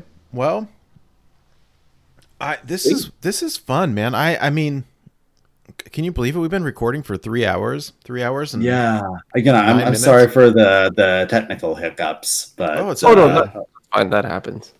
What's amazing to me is that you can remember all this stuff. Like I can remember the names of the cards anymore, but like, remember the details and whose interaction was what. I mean, like you're a walking encyclopedia, man. It's amazing. I remember the things that I find interesting. It's just that simple, which unfortunately didn't always serve me well in school because I just didn't find the memorizing times tables to be interesting in third grade. It's sometimes you can't control that sort of thing. And I also did refresh myself on some of the specifics right before we came on and everything. But I don't retain everything. Every question we threw at you, though, you had the answer for. That's gonna be a new segment. You should bring him on for just Jeopardy. Yeah. What is Magtheridon's mom's name? And what is her favorite tea? So you're doing it backwards, Nate. The answer has to be what is. Say you have to say what the favorite tea was. Oh, Magtheridon's mom's favorite tea. What is Magtheridon's mom's favorite tea? Thistle tea. Thistle tea. Is it? You'd say yes. That's the only card. But it's that's a rogue card. That's great. Yes. That's hilarious. But I bet there's Is there Lord of Thistle Tea? See now it's. I think so. Not off the top of my head, but I'm pretty sure it's a legitimate beverage. Probably from Pandaria, but I can't quite remember. There's all sorts of food and drink that you can get in the game, like to buff your stats or something. And I wouldn't be surprised if Thistle Tea is one of those. Okay. So Nate, do you think at this point, do you want to talk about the deck we were going to talk about? Oh yeah. Yeah, I almost forgot. So we just finished one segment here, right? Yeah, we got a deck that Goliath has been playing, so we should probably touch on that and see what that's all about. So, like in the post Dark Glare nerf, what I've seen and heard is that people have been wanting to play Disco again. So yeah, I've heard the same thing actually, and I haven't seen it a lot, but I have heard that people are doing it. I've seen a little bit, yeah. Yeah, and that's what Goliath has been playing apparently. Yeah, no, it's the only deck that I actually had for been performing decently, and especially I feel comfortable with Discard Lock. Because it's the only kind of deck that I've been able to hit Legend with so far. So I'm like, hey, why not? It served me well before. Why not try it again? Yeah. Can I ask? I'm not there yet, but Can I ask you, why are you not running Ebonlocke? Are you just missing the card, or does he not have a place in here? I don't know. I just I honestly haven't been tinkering around with the decks. I've just been going for what's the first deck list that has a high rating that I actually have all the cards for. Yeah, Like I said, I've been busy with lots of IRL stuff. So oh no, I'm not. Yeah, no, I don't mean to grill you. I just noticed that he wasn't there. That being said, I should try Ebonlocke. That might help. I played this deck to Legend a couple months ago. No, I think not last month, but I don't know, maybe it was last month. I don't remember. I think it was last month.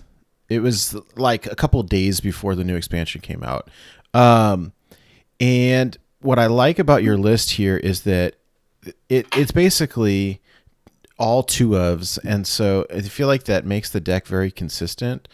Let me read the deck list quickly. Oh, good idea. Good idea. So people know what he's playing here. It has 2 Flame Imps, 2 Kobold Librarian, 2 Melkazar's Imp, 2 Soulfires, 2 Voidwalkers, 2 Boneweb Egg, 2 Expired Merchants, 2 Fellstalkers, 2 Tiny Knight of Evil, Looney Tooney,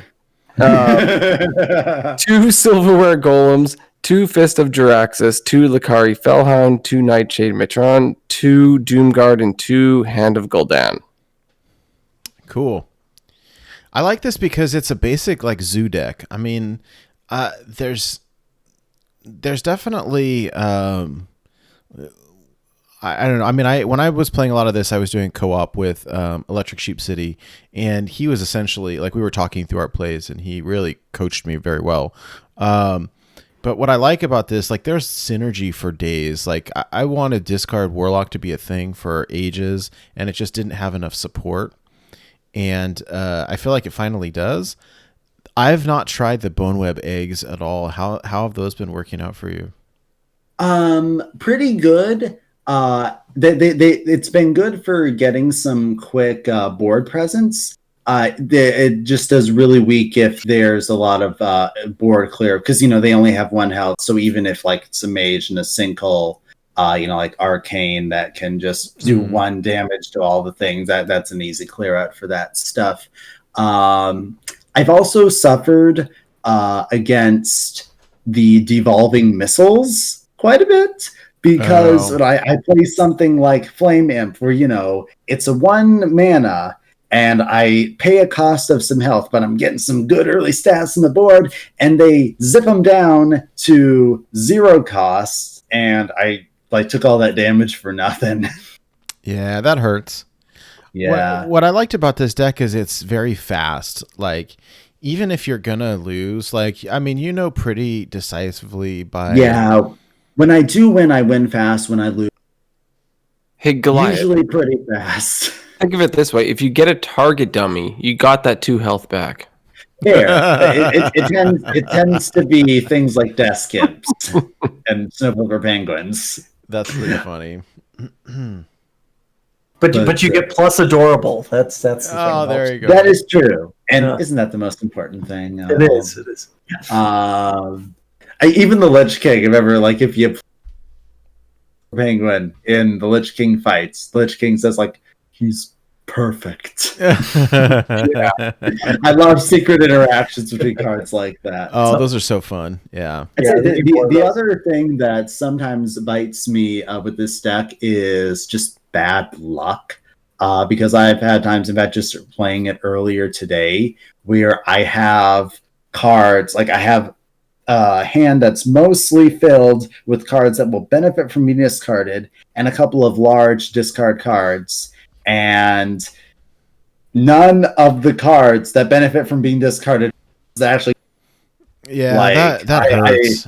The Doomguard just discards the other Doomguard and the Matron, and I just lost a lot of my synergy there due to sheer bad luck. Is there anything like that, if somebody had no idea what was going on with this deck, something you could tell them that isn't very apparent, but is sort of an ultimate high roll or something, a really cool interaction? Let's see. I think that one of my favorites is if you can manage to use the expired merchant with a lot of people like to use it. It's very easy. The Hand of Gul'Dan for the card draw, but you don't always want to get the extra card draw because you can fatigue yourself quickly, especially if it's near the end of the game. What I really like is if I can manage to be able to get the expired merchant for the Silverware Golem and or the Fist of Jaraxxus, because then I can get a really fast board presence and or just some bam, bam, bam, which I board clears, or I've even been able to do a couple straight ons, one after another on the hero for quick win, which was really fun and satisfying when it does happen. But again, because discard is random and things like Fist of Jaraxxus hit random targets, it's really much you do your best and you hope that the rest works out. Do you not mulligan do you try to mulligan for things that aren't discarded? You know, the things that you want to keep, I generally try to mulligan. My mulligans for this are based off of what my starting hand is, because think about the odds. If two cards that might go well together, I'm just going to mulligan the second one. For example, sometimes I'll focus on if I end up with Flame Imp, like, okay, I'll keep that. That's a good start on the board presence. But then other times I might end up where I want to focus on, okay, no, I have a merchant here, and I have another card that benefits from being discarded here. I think I'm going to mulligan the Flame Imp because I don't want to accidentally discard it, and I want another one that will actually benefit from being discarded.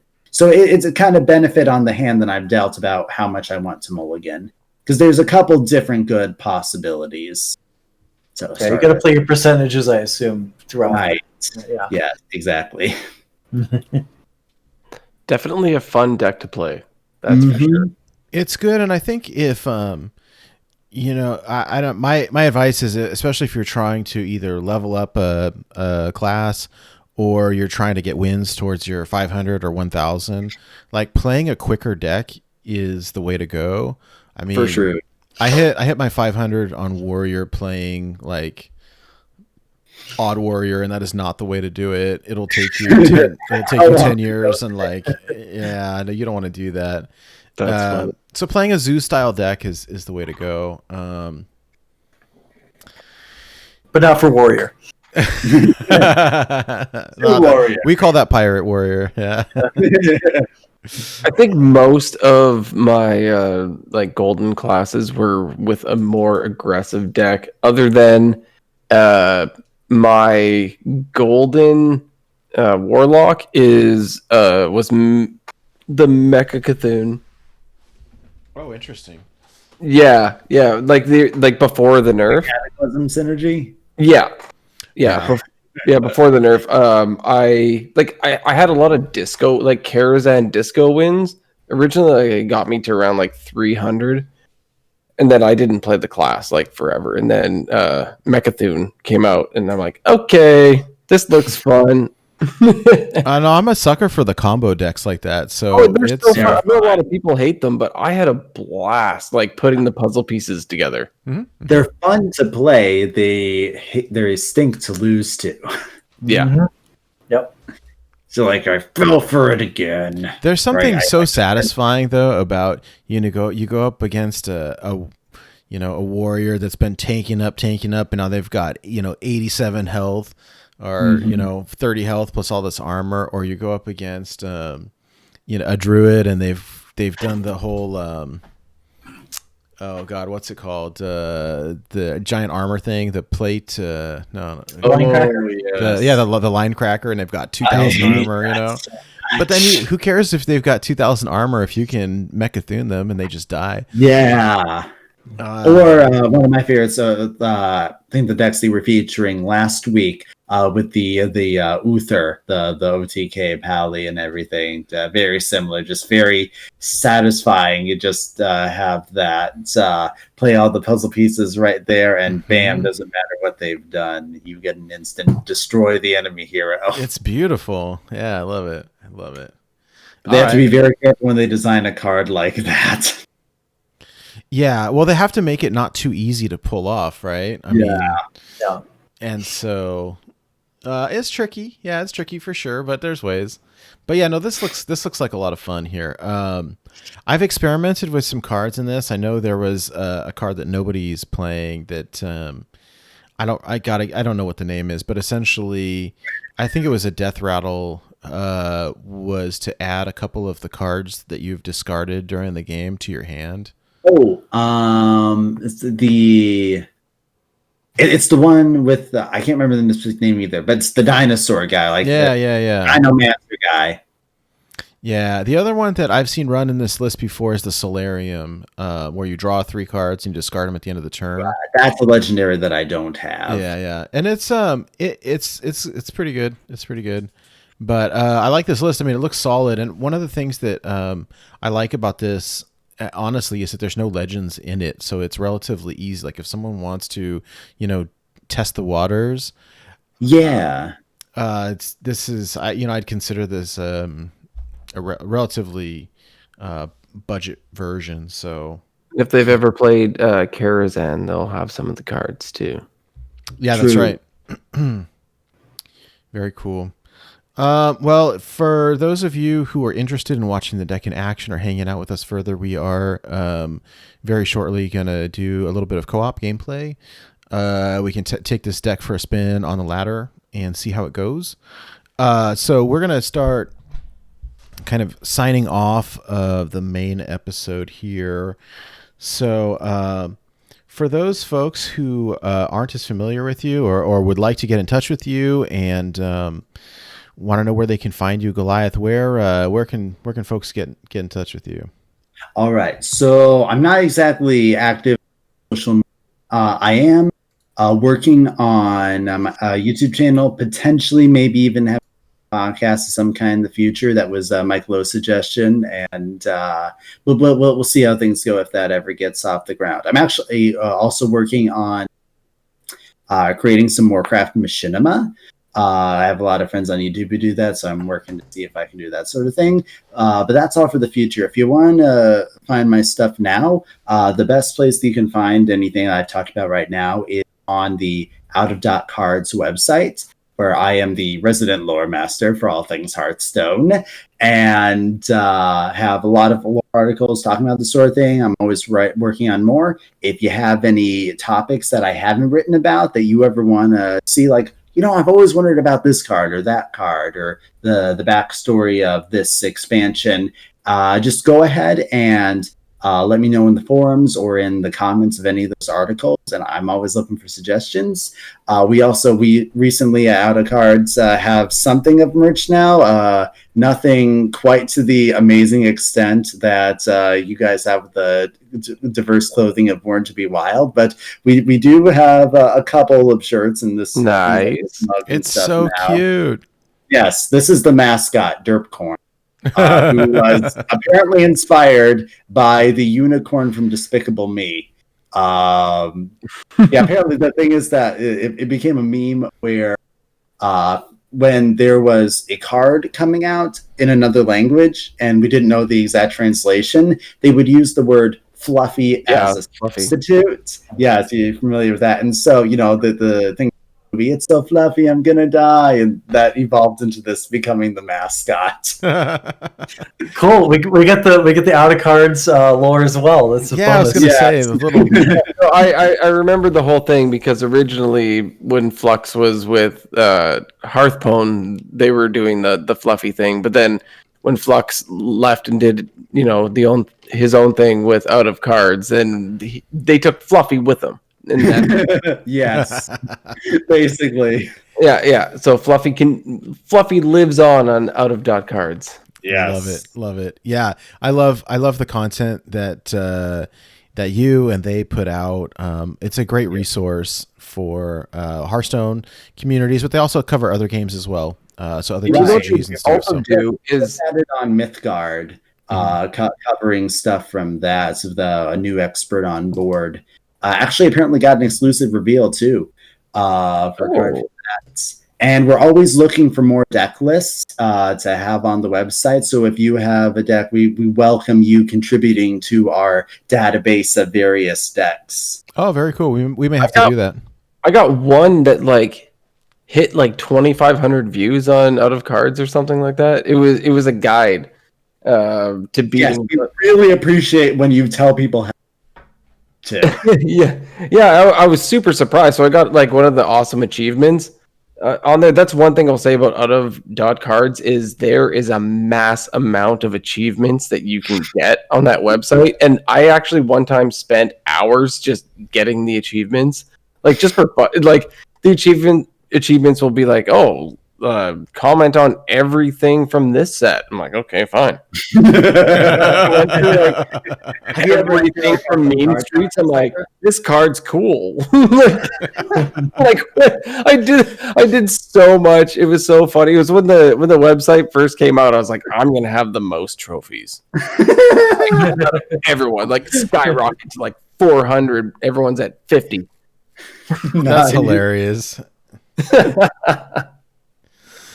Oh man. Well, yeah, Goliath, thank you so much for joining us. We my pleasure as always. Looking forward to the next time. Really like having you on, and yeah, I mean, if we would love to have you back again for some more lore.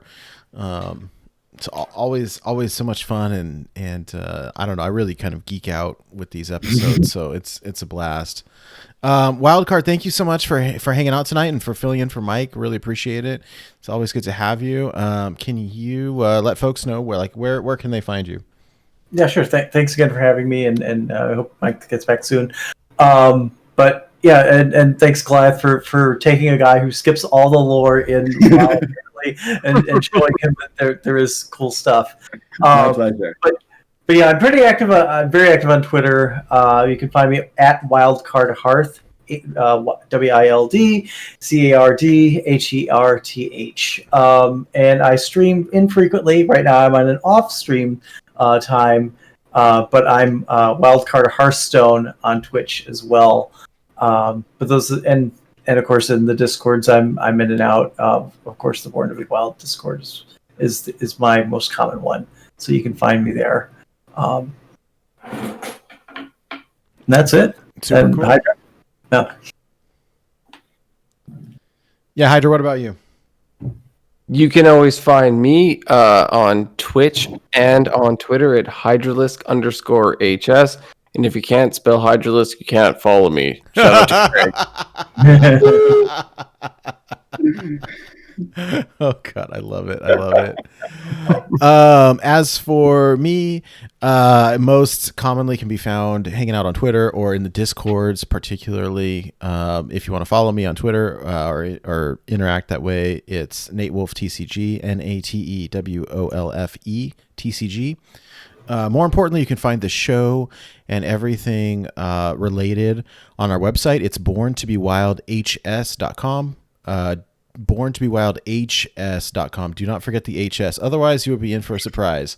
If you go to our website, there are links to all of our stuff. So the audio episodes are there, but also links to the different podcatcher applications that are websites that host our podcast, including iTunes and Google Play and Spotify and all that stuff. If you want to do us a big favor, leave us a review on one of the podcast apps that you listen to us on. That would be super cool. All of these episodes are recorded live on Twitch, and then the video versions are recorded in HD and posted to our YouTube channel, as well as the co-op portion. So for those of you who only listen to the podcast, there's a separate co-op gameplay portion that we do after the main show, and those are uploaded to YouTube separately. So if you want to see the deck in action that we're talking about on the show, you're welcome to watch those, and we'll talk through all of our plays and everything. Let's see here. On the website also is a link to the merch store that Wildcard and Mrs. Wildcard set up, and we're very much appreciative to them. The merch looks awesome. It turned out very nice, and we enjoy it quite a bit. And then links to where you can find all of our stuff is on the contact page.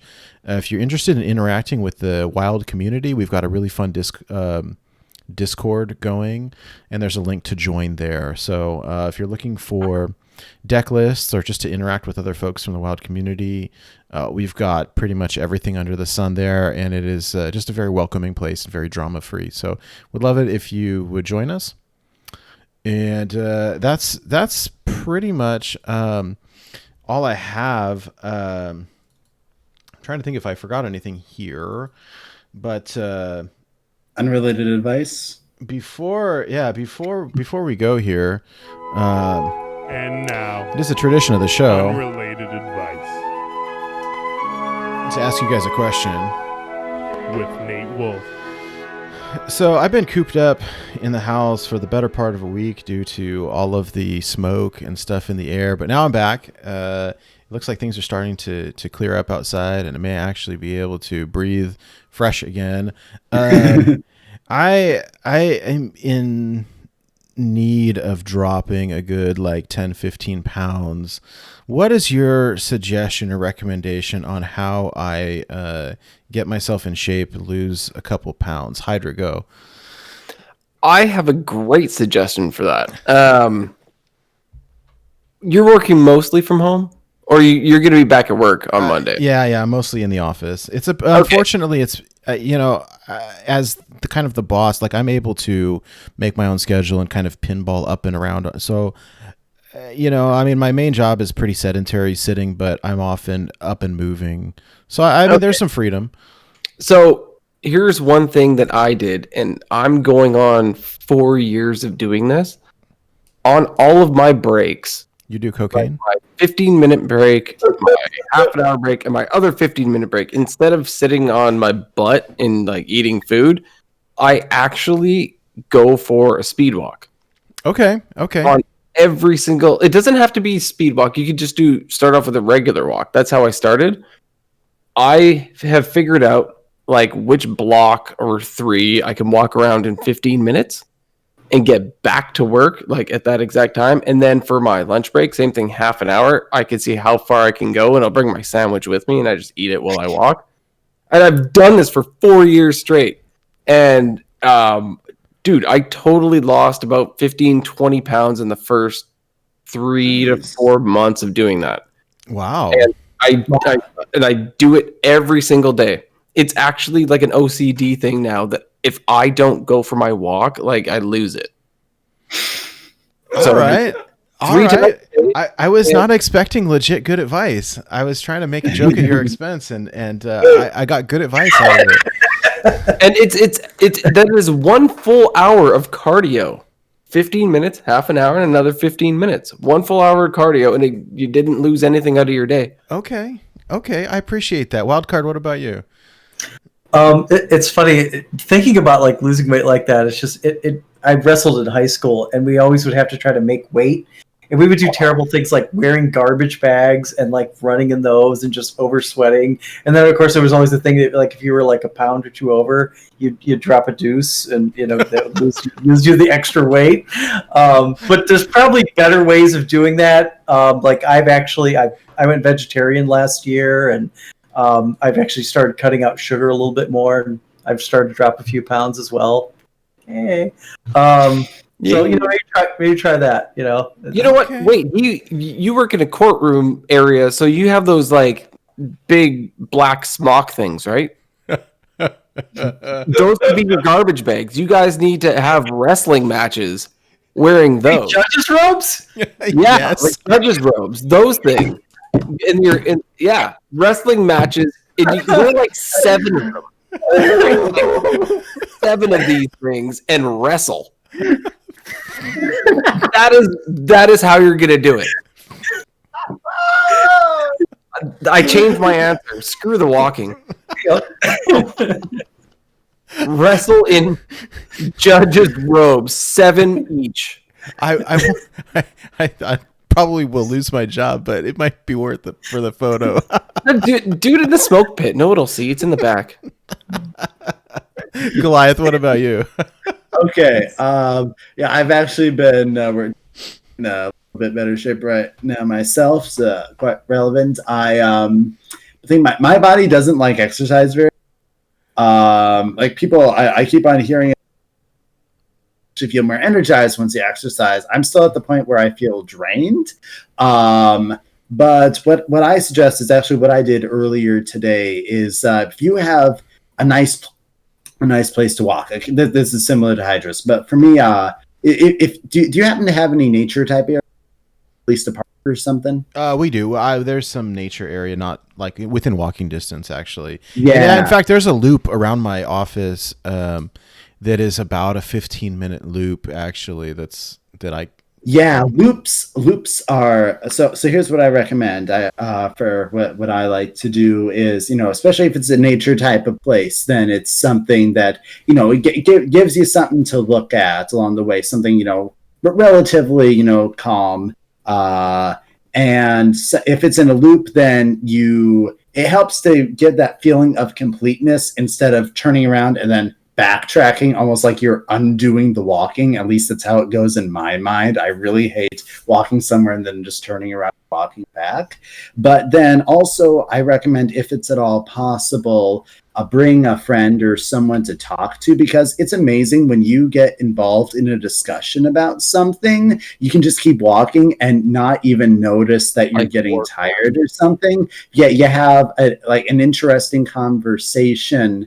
Then your body is just, you keep on walking, you're getting the exercise without getting bored by just focusing on, I have to exercise. So that's the sort of thing that I did earlier today. I've been doing every week or so, and I think it's really effective, I think, and it makes it entertaining, so I don't feel like I have to take time out of the day to exercise. But then Hydra, you don't feel that way either, and you have the different methods. So I don't know. Take a hybrid of all of the things that we're saying, I guess, to whatever extent you can. Wear 7 judges' robes and walk around the block minutes on your time off, and do it in a loop in a nature area while talking to a friend. That's the ultimate secret to getting in shape. Wiser words were never spoken, and you heard that on Born to be Wild.